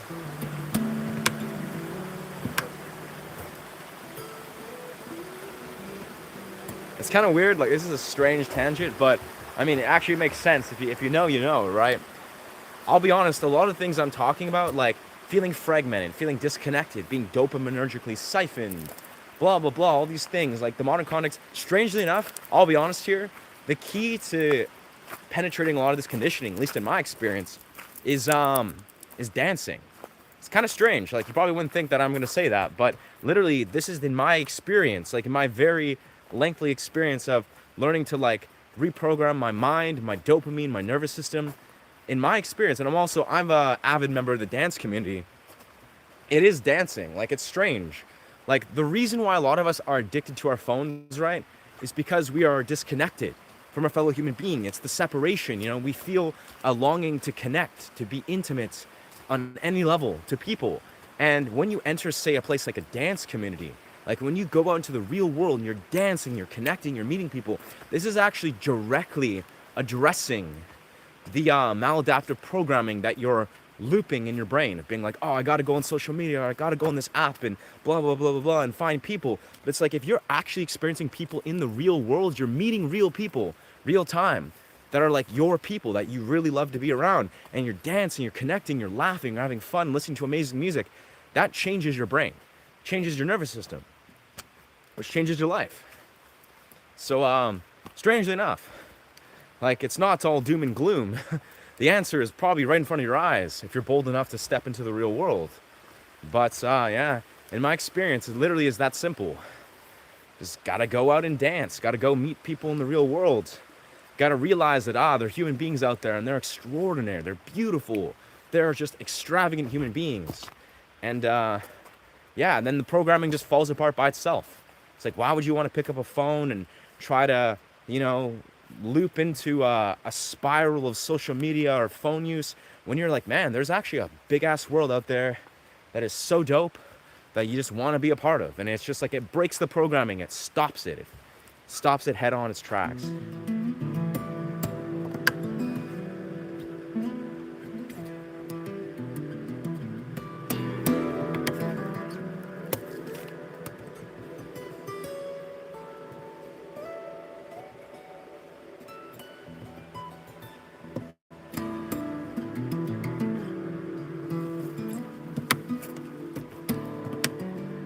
Whoa. The best. Beautiful. Dancing and drumming. Yeah, bro. Dancing, drumming. Bro, that's the thing is, that's the beauty with dancing, like capital D dancing. But no, the idea is that there's so many different flavors, so many different realms of where you can dance. Like, you want to dance, go to a freaking whatever genre of music you feel like, you know, into any beach, any like drum circle, whatever. There's just so many different portals, I like to call them, where you can go and dance. And yes, dancing, in my experience, is the direct penetrator, so to speak. It's the thing that penetrates maladaptive conditioning relating to your phone. You're in the real world. You're meeting human beings that are there with the same intention to dance, connect, to have fun, to celebrate the human experience. Like, I'm an avid member of the dance community. I love everything to do with dance. I spend like so much time. I don't think twice. So I'm just like, yeah, let's go. And I'm fortunate that I've developed this relationship with this. But yeah, it's like, I think the key thing, and this is a strange thing that I actually talk about all the time when I'm out at events, unconsciously, it's almost like a lot of us, the answer is literally very clear. Like the answer to the strife, the this, mental health, fragmentation, it's all the same. The answer is go dance. Literally, it's strange, but it's like, it really is that simple. It's like the answer to a lot of like problems in life literally is to go dance. And now obviously that can be a slippery slope, or if people think, we'll associate drugs and alcohol and partying. No. I mean, we're talking sober, like conscious dancing. Now that's the thing that takes time and patience, but legitimately, like as a dude that has cracked the code, I feel like blessed to be able to just drop into a dance community, meet beautiful human beings. You know, anywhere I go, just dancing, connecting. It feels like a hack, bro. Like it's like, you know, a lot of the turmoil, the struggle, the suffering that you might think your brain is creating, it can literally be solved and changed literally by just going and dancing. It's bizarre, bro, but this is, and obviously as a musician too, dancing is synonymous to creative energy that I dial into my guitar. When I go dancing, I go home and I have the most insane guitar flow that I could ever summon. Like I'll play guitar for like hours and hours, write crazy creative music just because I've been dancing. It's just, yeah.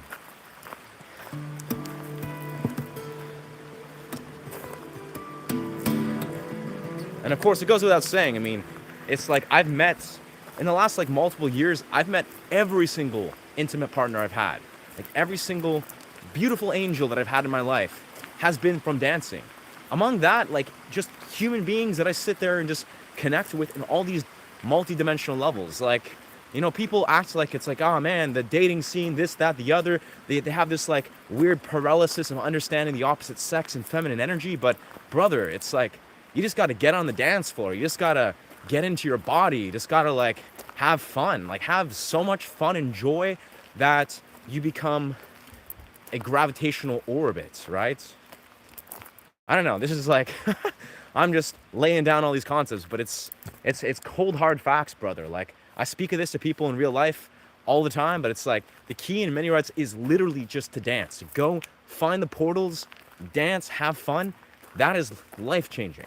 And it doesn't matter what age you are, too. You can do whatever you want.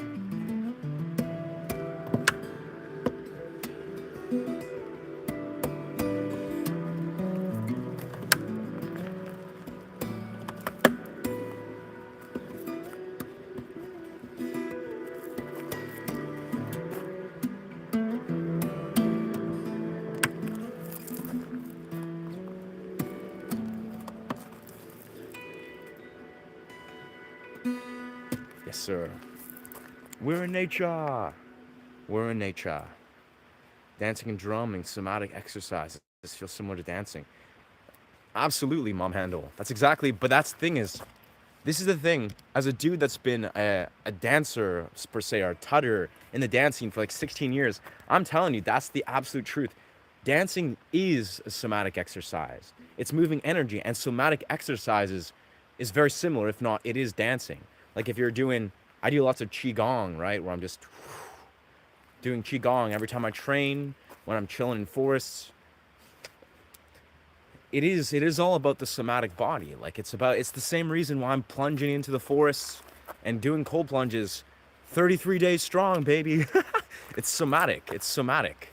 Like a lot of people, I've had conversations, you know, there's people commenting on my video, awesome people, awesome, you know, well-founded viewers that are being like, kind of don't understand necessarily what's going on, like why I'm plunging. They're like, putting stress on the body. So that's a common misconception. But the idea is, what's more alarming to me is not, say, the act of plunging into a freezing cold river. I mean, I've been doing this for a long time, so my body is very well adjusted.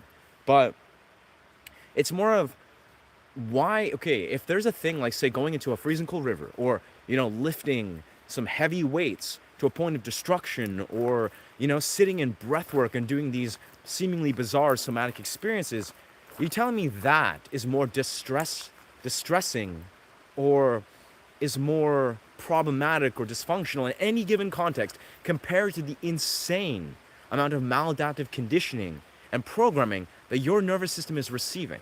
Like, it's like, this is the bizarre experience. It's like, this is the strange reality is people think they're like, ah, wow, a cold plunge, that seems very crazy and outlandish and bizarre. And sure, there's some people that's probably not a good idea. Like, let's be real here, it's not for everybody. But for most people, for most men, like if we're talking about doing like, intense strength or cardiovascular training, we're talking about plunging into a freezing cold river for the sake of cold therapy, or the idea is that you're gonna tell me that that is more outlandish and bizarre than living a life where you're basically deeply programmed to a point where you are like turmoilic, you are manipulated and in a place where you have very little freedom and control of your life. Like, you're gonna tell me that that is like the parallel. It's like, it's insane. It's like people don't realize it's like it takes a conscious, tenacious level of engagement, a conscious, tenacious level of somatic activation. Now, it doesn't need to be, again, like the sort of things I just described of like plunging into a freezing river or like doing crazy strength training. You can activate your nervous system in so many different ways. But the key thing I'm saying is, if you're not taking control of your relationship with your nervous system, you're going to be programmed, and basically you're not going to be free. You're going to be manipulated by all the elements around you. Whether we're talking about stress. The nervous system is how you receive and perceive stress in this world. Like, this is the key thing. Is like, for a lot of us, we're thinking like, man, like this, that, the other is overwhelming. We don't have energy. We don't have mental energy. But the reality is, stress is a thing that we perceive, right? It's the way that I receive and perceive stress compared to the way that, some other person on the street versus XYZ, example of person is profoundly different. We all perceive stress very, very differently. Why? Because this is also how our somatic nervous system processes the world. We've conditioned it. We've been programmed very actively. Like, if you're sitting there watching news all day long, scrolling through your phone, around people that are complaining and stressed about the world and XYZ and over and over and over, you're not eating right, you're not exercising, you're not honoring your body, you're thinking bad thoughts. Yes, your nervous system is not going to be a good place. And it's no wonder. It's not rocket science.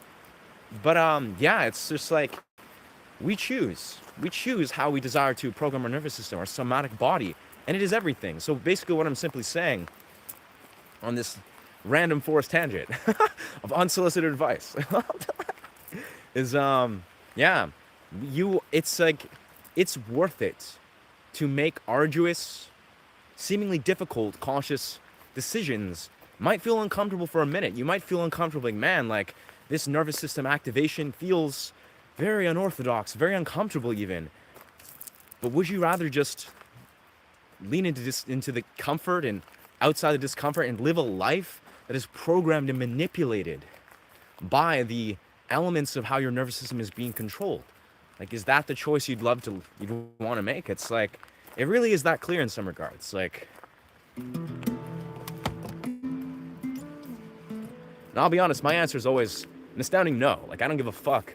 I'd rather live a life that is free, that is autonomous, that is, engaging in discomfort. I'd rather be like, engaging in tenacity than just being a product of a dysregulated world, that is literally benefiting and profiting from your dysregulation. Like, this sounds like probably like a conspiracy that goes off in many directions.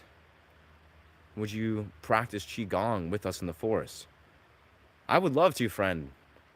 That would be an honor. I would love to do that. Let's go into one of my favorite parts in the forest, and I'll pop on my tripod and do some Qigong. But very actively, my concluding thought is, and I've spoken this once or twice, but this, for those that are listening, those that might listen in the future, you do realize, like, if we're just being forthcoming, that society is profiting. They're benefiting. Like, the larger dominator cultures, the larger governing bodies, they're profiting off of your dysregulated health. Like, they are actively, in every single way that you can possibly imagine. We're talking about the pharmaceutical industry, XYZ. And this is not new. This is just the fact of the matter. It's like they're profiting heavily. And this might be triggering, this might be frustrating to some, maybe not, but the reality is, it's almost like there is no singular better act of rebellion and revolution to actually, whoa, man, a lot of like forest shrubbery just kind of like fell and collapsed around here. But yeah, long story short, there's no better act of rebellion and revolutionary, well, action than to honor your health, than to reclaim your power of your health, and to not give into this society that is trying to profit from your dysregulation, that's trying to feed you, unhealthy foods and convince you that this is good for you and X, Y, Z. It's like, I'm sure I sound like conspiracy fellow, but I don't know. These are important things to think about. I think I've spoken about this openly. I think we found our spot, friends. I think we found our beautiful spot. But I think what I'm going to do is, a lot of these things that I'm talking about, these obviously aren't just words. Like, I'm not just going to go off in tangents, but I feel like I want to showcase what I do in my life to regulate my nervous system and my health. Like, this is what I'm going to dedicate, and I'm building a Patreon for this. It's going to be a free Patreon. I'm sure there'll surely be paid tiers in the future. But the idea is I'm going to create a Patreon that is going to be devoted to regulating the health, the nervous system, the physiological body, the neurological body, all these things. I'm just going to basically show behind the scenes, because being a musician is great. It's one thing. Playing beautiful music is wonderful. But the reason I'm able to even do anything musically is only because of these other practices. Like, I'll be honest here. It's like I would not even remotely be able to apply myself in any which way if I wasn't also actively engaging deeply in somatic, neurological, physiological training. It's like these are things that are pivotal. Anyways, let's switch. Whoa. But I would absolutely love to engage. Gonna find a nice spot to place this camera. And it's funny, I've spoken to this on my streams, for those that have been sort of chiming in, is I'm in a place where I've been actually trying to wrap my mind around how to integrate lengthy Qigong practices. Like, I've been really desiring to be like, because when I started Qigong about 6 years ago, I basically had I guess I would call it a spiritual breakthrough via Chang'e, which is like a form of DMT. I mean, this is a whole nother story, but I love talking about this experience. But very simply, what it awakened alongside various other beautiful things is I, for some reason, was extremely attracted to doing Tai Chi and Qigong for about an hour period, sometimes an hour and a half, for about 6 months, every single day. It's all this was also around the time, right before, or right as COVID was coming on. But this is literally what happened was, I would do Qigong for an hour every single day for 6 months. It literally, I swear, in this 6-month period, my life, my energy, my relationship with energy changed so dramatically. So anyways, what I'm saying is, part of me, and this is really difficult because I'll be honest, I, to this day, have desired to reawaken that relationship. It's very difficult. It's not something you can force. You cannot force a Qigong practice. As hard as you might try, it will likely fail if you try to force it. Anyways, wonderful. Beautifully enough, I speak of this openly. We're in the exact same forest. We're in the exact same forest where I had the idea to create a YouTube channel. Like right here, this tree right here. I would actually place my camera here when I was on about 3 or 4 grams of magic mushrooms about 7 years ago, just as COVID popped on. That's the moment that I had this like powerful epiphany where I was like, I'm meant to be a YouTuber. I just realized I never thought that in my life, but then I realized I was like, this actually makes so much sense. I placed my camera, my DSLR, and I spoke for like 4 hours on like 3 or 4 grams of mushrooms. And yeah, it went in a very interesting direction, but that was the first time, right in this spot here by this tree. Anyways, so let's find some nice, beautiful lighting here. And I highly invite you, if you in your life, if you've had any calling to become a YouTuber, I highly invite you to reflect on that, to explore, to conceptualize, to see if that aligns with your life. If not, that's okay. But there's gonna come a time in your life where you can recognize these things. Would you practice Qigong? Hello, tree. Yes. Hello, tree, my friend. This tree is such a beautiful tree, I swear. All the trees in Westwood are quite beautiful and sacred. But that tree, it's literally like a magical tree. I don't know why. When I was on this 4 grams of mushrooms, I literally was so drawn to this tree.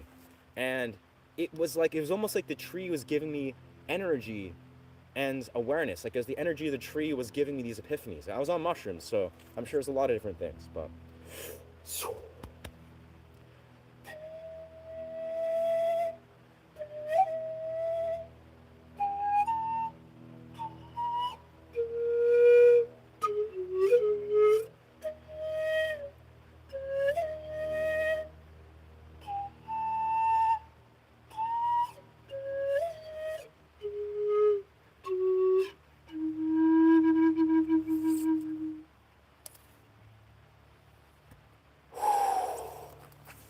this forest, bro.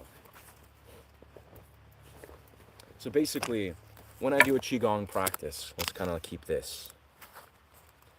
Wasn't sure. It's 5 grams. Sure it wasn't? I'm pretty sure it wasn't, bro. I'll be honest, I didn't measure them or to miss. I'm pretty sure it was about 4. I'm almost positive. It was a lot. I'll be honest, it was a lot. And they were very powerful mushrooms. So that's all I do know.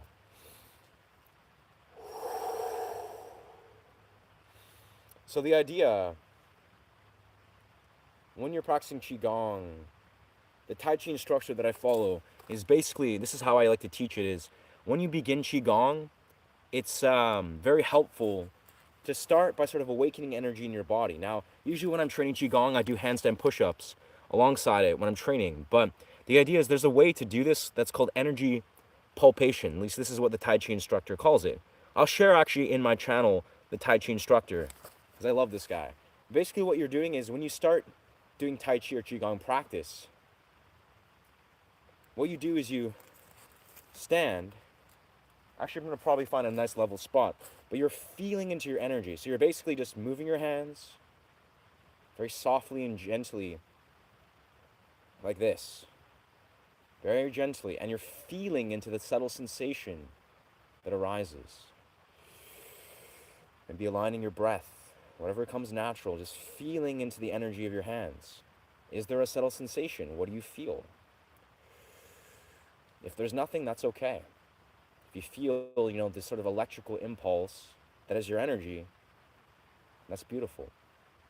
So you're allowing yourself to just feel, play around with that. Feel and play around with how that feels. How close, how far can you move your hands to feel this pulse of energy? So that's the beginning practice. I like to sort of do this. And I do sort of like all different forms of just playing around with the energy. So then from there, the actual Qigong practice is Shi Heng Yi. Shi Heng Yi, his practice is you're basically beginning. Let's find a spot where I'm level. I want to find a spot where I'm level ground.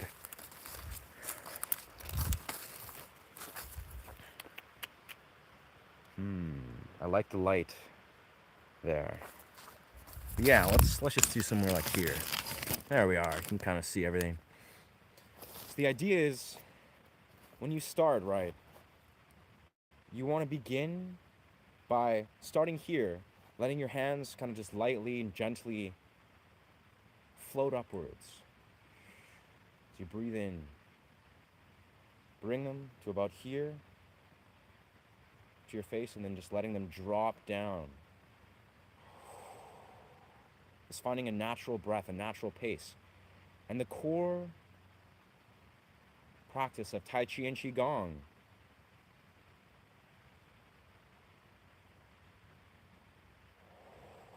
is to integrate your movements. And I'll be honest here, if this is your first time ever doing Qigong or Tai Chi, it's probably not going to be very smooth. It's not going to be integrated. Also, let me know if you guys can hear me. I imagine you can hear me from the thing, but the very essence is you want to.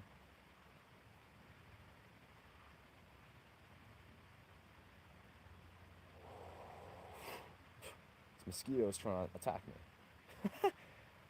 But in the simplest right, it's again letting yourself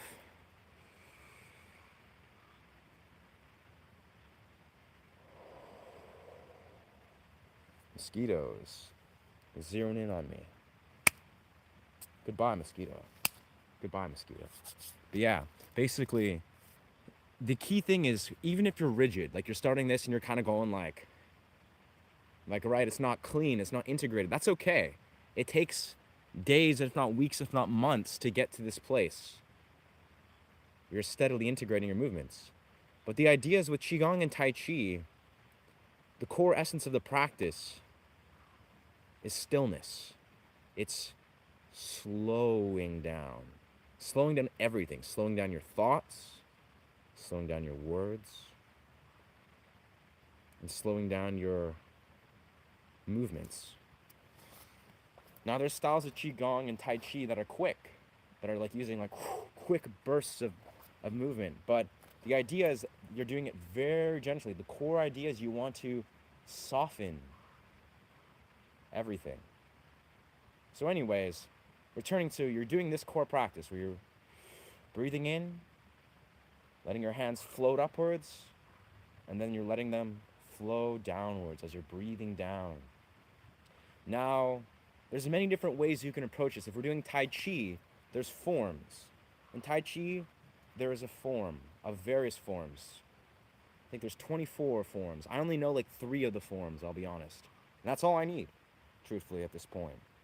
You know, there's like a ball of energy in quintessential Tai Chi. Where you're allowing yourself to really just focus on letting your hands float as you're playing around with this ball of energy. These mosquitoes are really coming in hot. But yeah, you know, I'll show a video of some of the practice I do, because a lot of these things, they're quite lengthy practices. But again, the thing that if you're interested in these practices, there's a few core things that are very important to recognize. And the one piece of this that is so pivotal is just learning to integrate your movements. And again, there's various ways you can do this. Like I like this one's called parting the horse's mane. That's the translation. And that's the one I do a lot, where it's like you're basically doing this. What is it? You're going like,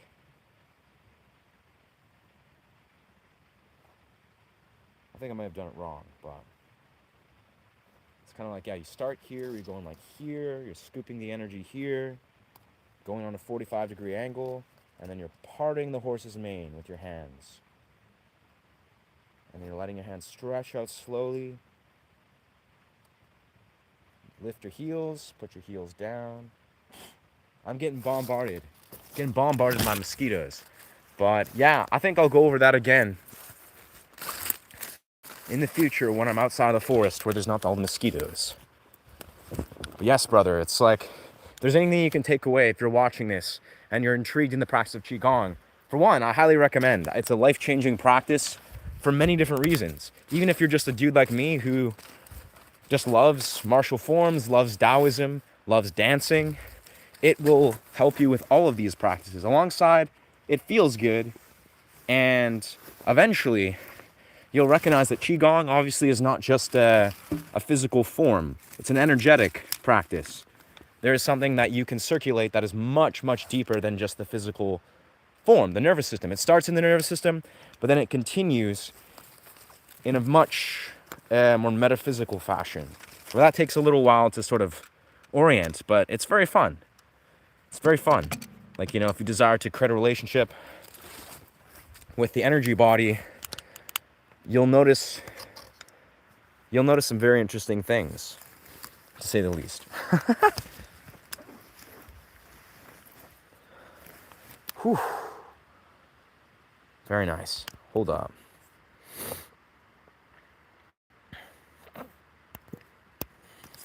Just looking at my messages.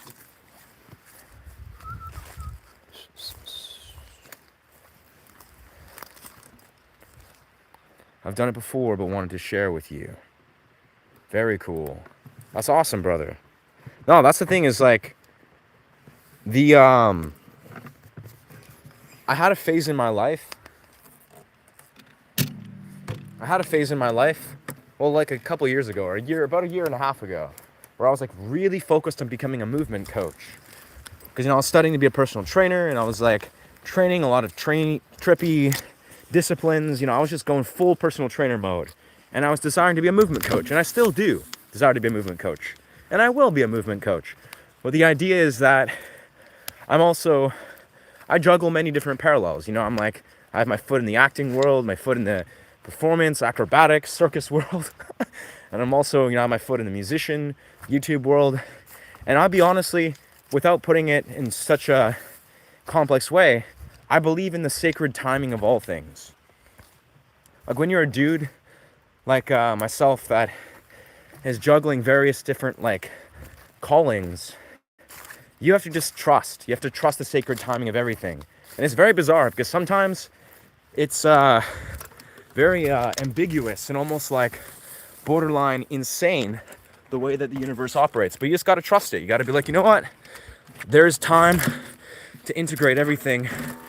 And whatever's calling you in this moment, in this phase of your journey, if you honor it, it will honor you. And then you will find clarity. And you will find the path of how to integrate all these things. But anyways, what I'm simply saying is, when I was becoming a movement coach, like really focusing on developing a movement coach, I was developing potential clients and, creating movement coaching workshops that was like teaching martial forms and Qigong and all these beautiful things. I came to realize that teaching Qigong is basically like a sacred path. Like it really is. It's like the act of planting the seeds of teaching someone Qigong. In the real world, of course. You can do it anywhere, which is also just an extension. But when you find people that have a similar interest in Qigong, or Tai Chi, of course, this is like almost like a sacred connection. This is like the universe giving you a very, very powerful message that is, the form of a person. This is at least in my experience. And so I'm always interested in people that had piques that curiosity, because it's almost like, let's be real here, Qigong is not a common practice. It's more common when you're like 70 years old or something, right? If you're maybe of Chinese or ancient Japanese descent or something, right? But it's not a very common practice for most people.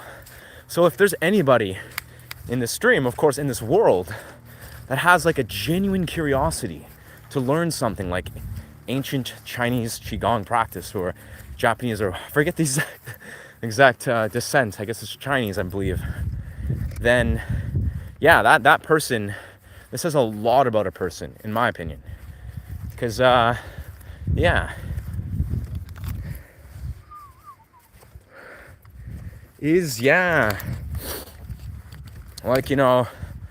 try to stay humble in the nature of, my own pursuits, and I try not to stroke my own ego. But I think in many rights it almost doesn't make sense the way I have so many callings. It's almost like what I strongly believe is, in some regards, in a past life, I lived various different things. I had a very great calling and it's almost like, when I was like 5, 6 years old and I had such a deep awareness of myself and what I wanted to do in the world, it seemed very abnormal, Like, I don't know. I think a lot of people have very powerful callings and we all have very unique paths, but yeah, it feels like for whatever reason, I had a strong vision of what I needed to do in this world at a young age, and it's worked out for me, I suppose. I've unapologetically dove down many rabbit holes. So that's pretty cool. I don't know, again, part of me thinks that's like, it might be as simple as my past life, I overcame a lot of strife. Maybe I went through some intense things in my past life. And then this is the life of redemption. This is the life of redeeming, of acting, of engaging, of transformation. Like, this is just, it's the karmic path. It's like, for whatever reason, my past life really just lived something very intense, and then here we are in this life. My mind was just ready. It was like on an unconscious level, it was just so ready to do what it needed to do. I don't know, it's very bizarre. Do I study Japanese? I do not. No. I would love to. That's one of the languages I would love to learn because I love the culture, like love it deeply. But as a kid, as a like 15-year-old, I actually did study some Japanese.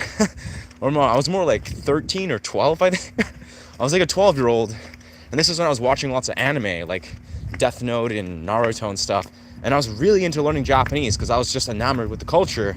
But as an 11, 12-year-old, I was not very good at applying myself and learning the language of Japanese. But as a full-grown adult, I'm very drawn. I think learning the Japanese language would be a really worthy endeavor. Yo, that's awesome. Thank you. Thank you, Ben A. Brooks. Appreciate you, brother. Your presence has honestly been very, very awesome. Very kindred. And yeah, appreciate you guys, just hanging around for my like constant, what's the word? Not ramblings, but yeah, I felt like I had a lot to say, to unpackage. It's the stuff that I really strongly advocate, but yeah. I think though what's really beautiful is a lot of this perspective, like I'll be perfectly honest, a lot of this stream, I think I really understand, like I've unpackaged a lot of different things I know I need to do and I want to do with this channel and with also my Patreon. So that's successful. That seems very successful. Yeah.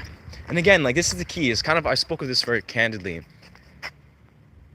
As I was walking to the forest, I feel very strongly about trying to create a vision, with this channel. It's like I like the nature of the exploratory nature and experimental nature of these streams, of this channel, but I want to crystallize my vision further. Like I want to create refined content for this channel.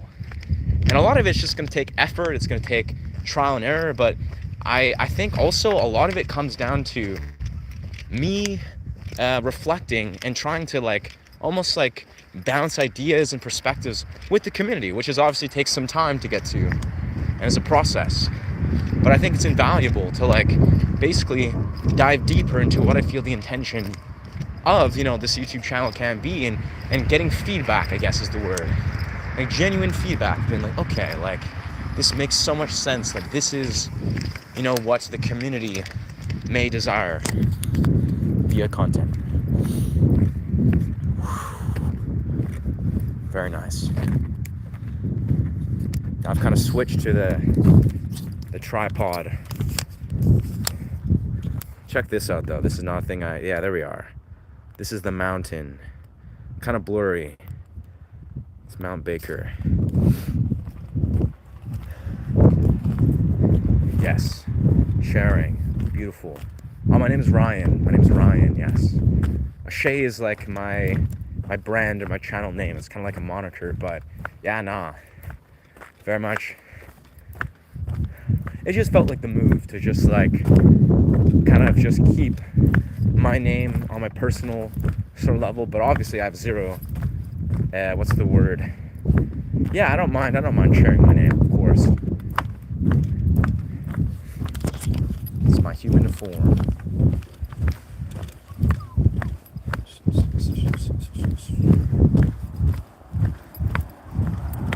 This angle feels so awkward compared to the angle on my guitar. For some reason, just the angle on my guitar just feels so refined.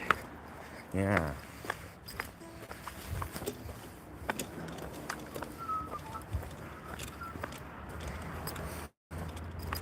It's interesting though, I watch a lot of YouTubers, right? That, they're doing long format YouTube, they're like maybe traveling YouTubers or whatever, and they have, their camera. It's like a nice DSLR, and they're just kind of like talking and capturing and talking, which is great. But the more I sort of like do live streams and kind of almost like study videography, I feel like this angle, like the personal selfie angle or whatever, it doesn't seem as natural. Like it's almost like, I think that's why obviously having a camera on the guitar is kind of seems like a natural angle, but it's like I think for the sake of videography, it's almost like there's better ways to access angles than just sort of holding the camera in such a way. So it seems. What's going on, man? How are you? I'm great, brother. Good. Having a good session? Yeah. Lots more. Yeah, Patio to. yeah. This place, yeah, this strata is just like very green, like Yeah. lots to do. It seems. Yeah, it's good. It's good. I see some. See, you see something. Some often bears here, right? What's that? Do you see often bears here, right? Bears, Bears, yeah. sometimes, yeah, they wander in here on the semi-regular basis, but usually like up in like Hampton Park, like forests, Yeah. they are like, yeah, they're present. Yeah. I think it's like, it's almost like a dance between people not inviting the bears by like, you know, leaving like food or garbage, because the second they get like a sense of like human food, then they're like addicted, and then they will come here and think they're welcome here. But most cases they're pretty like calm and pretty polite. Yeah, right. Because I saw some marks like the marks. How say that Like the the marks, yeah, the claws or whatever. Yeah, wow. So like you saw them on like the Yeah, fences and stuff here? Yeah, on the patio. It's like wow. That's crazy. Yeah, Sometimes.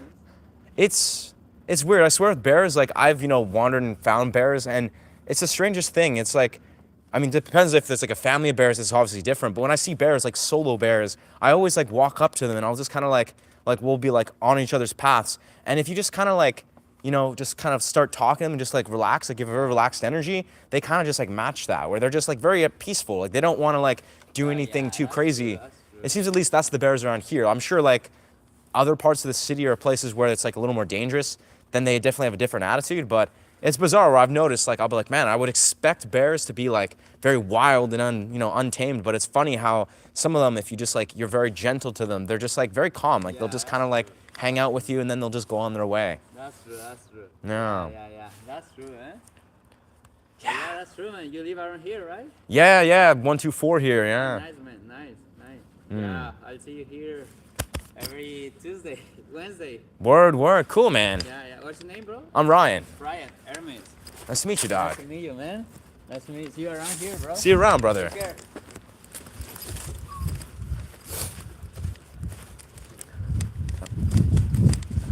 Nice guy.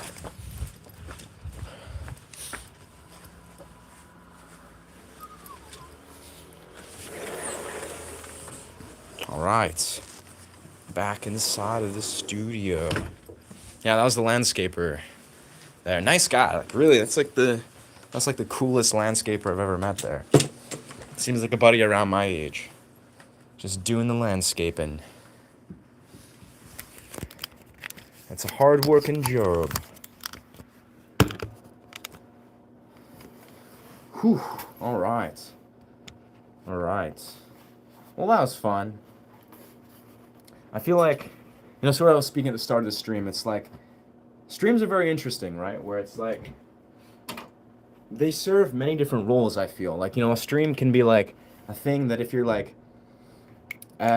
facilitating like massive communities of people, if you're getting like thousands of people, then it becomes like a very interesting like dance. It's like a social dynamic experiment that you have to like facilitate. But then there's like also the means of using a live stream as a capacity to create like I guess also like a facilitation, like you're facilitating a space, but for instead of like 30, 50, 100 people or whatever, you're doing it to lesser amount of people, like 5, 10 people, which serves a different role. It's almost like, if you're in a room full of people and you're creating some sort of experience for, a group of people versus like a crowd of people. And it's like, they both serve very unique roles. Or if you're doing it with like 0 people or like a couple people, you can also do this in a very different fashion. Like your stream can take on a different energy. Yeah. Very nice. All right, well, I'm going to probably go for a run and cold plunge, and my partner, she's coming over the next hour or two, I feel. So I'm going to kind of communicate some stuff and figure out that. But thank you so much for chiming in. Yeah, such a beautiful day. Damn. Feel blessed. Blessed to have this amazing weather. Yes, sir.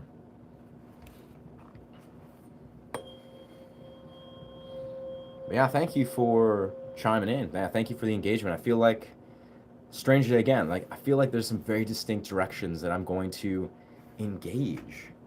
Cause like there's actually a viewer of mine called Madeline. She's also a guitar YouTuber. I think she's like German or something. Really cool. But she basically just did a random video. She was like talking, being like, etc. Just kind of a POV of her talking, or like a selfie camera of her just talking about music and etc. And I think with the right intention, whoa, a bird just hopped on my, wow, my backyard area. But legitimately, I think with the right intention, wow, this bird is just like, wow, what a legend. Whoa, there's a few birds. But yeah, long story short, I think I could do very well because, you know, I kind of experimented with created content where I was literally just showing me doing a cold plunge, content that I put on my social media all the time, and I get lots of really positive responses from friends in my community. But yeah, I was just kind of doing cold plunges. I'm like, you know, what if I just release this cold plunge video and yeah, do this on my channel? And I think I could have some really good success, I think, with very experimental directions of just talking very openly about things that relate to the core missions of my channel. But of course, we're also releasing regular content relating to my regular sort of concepts.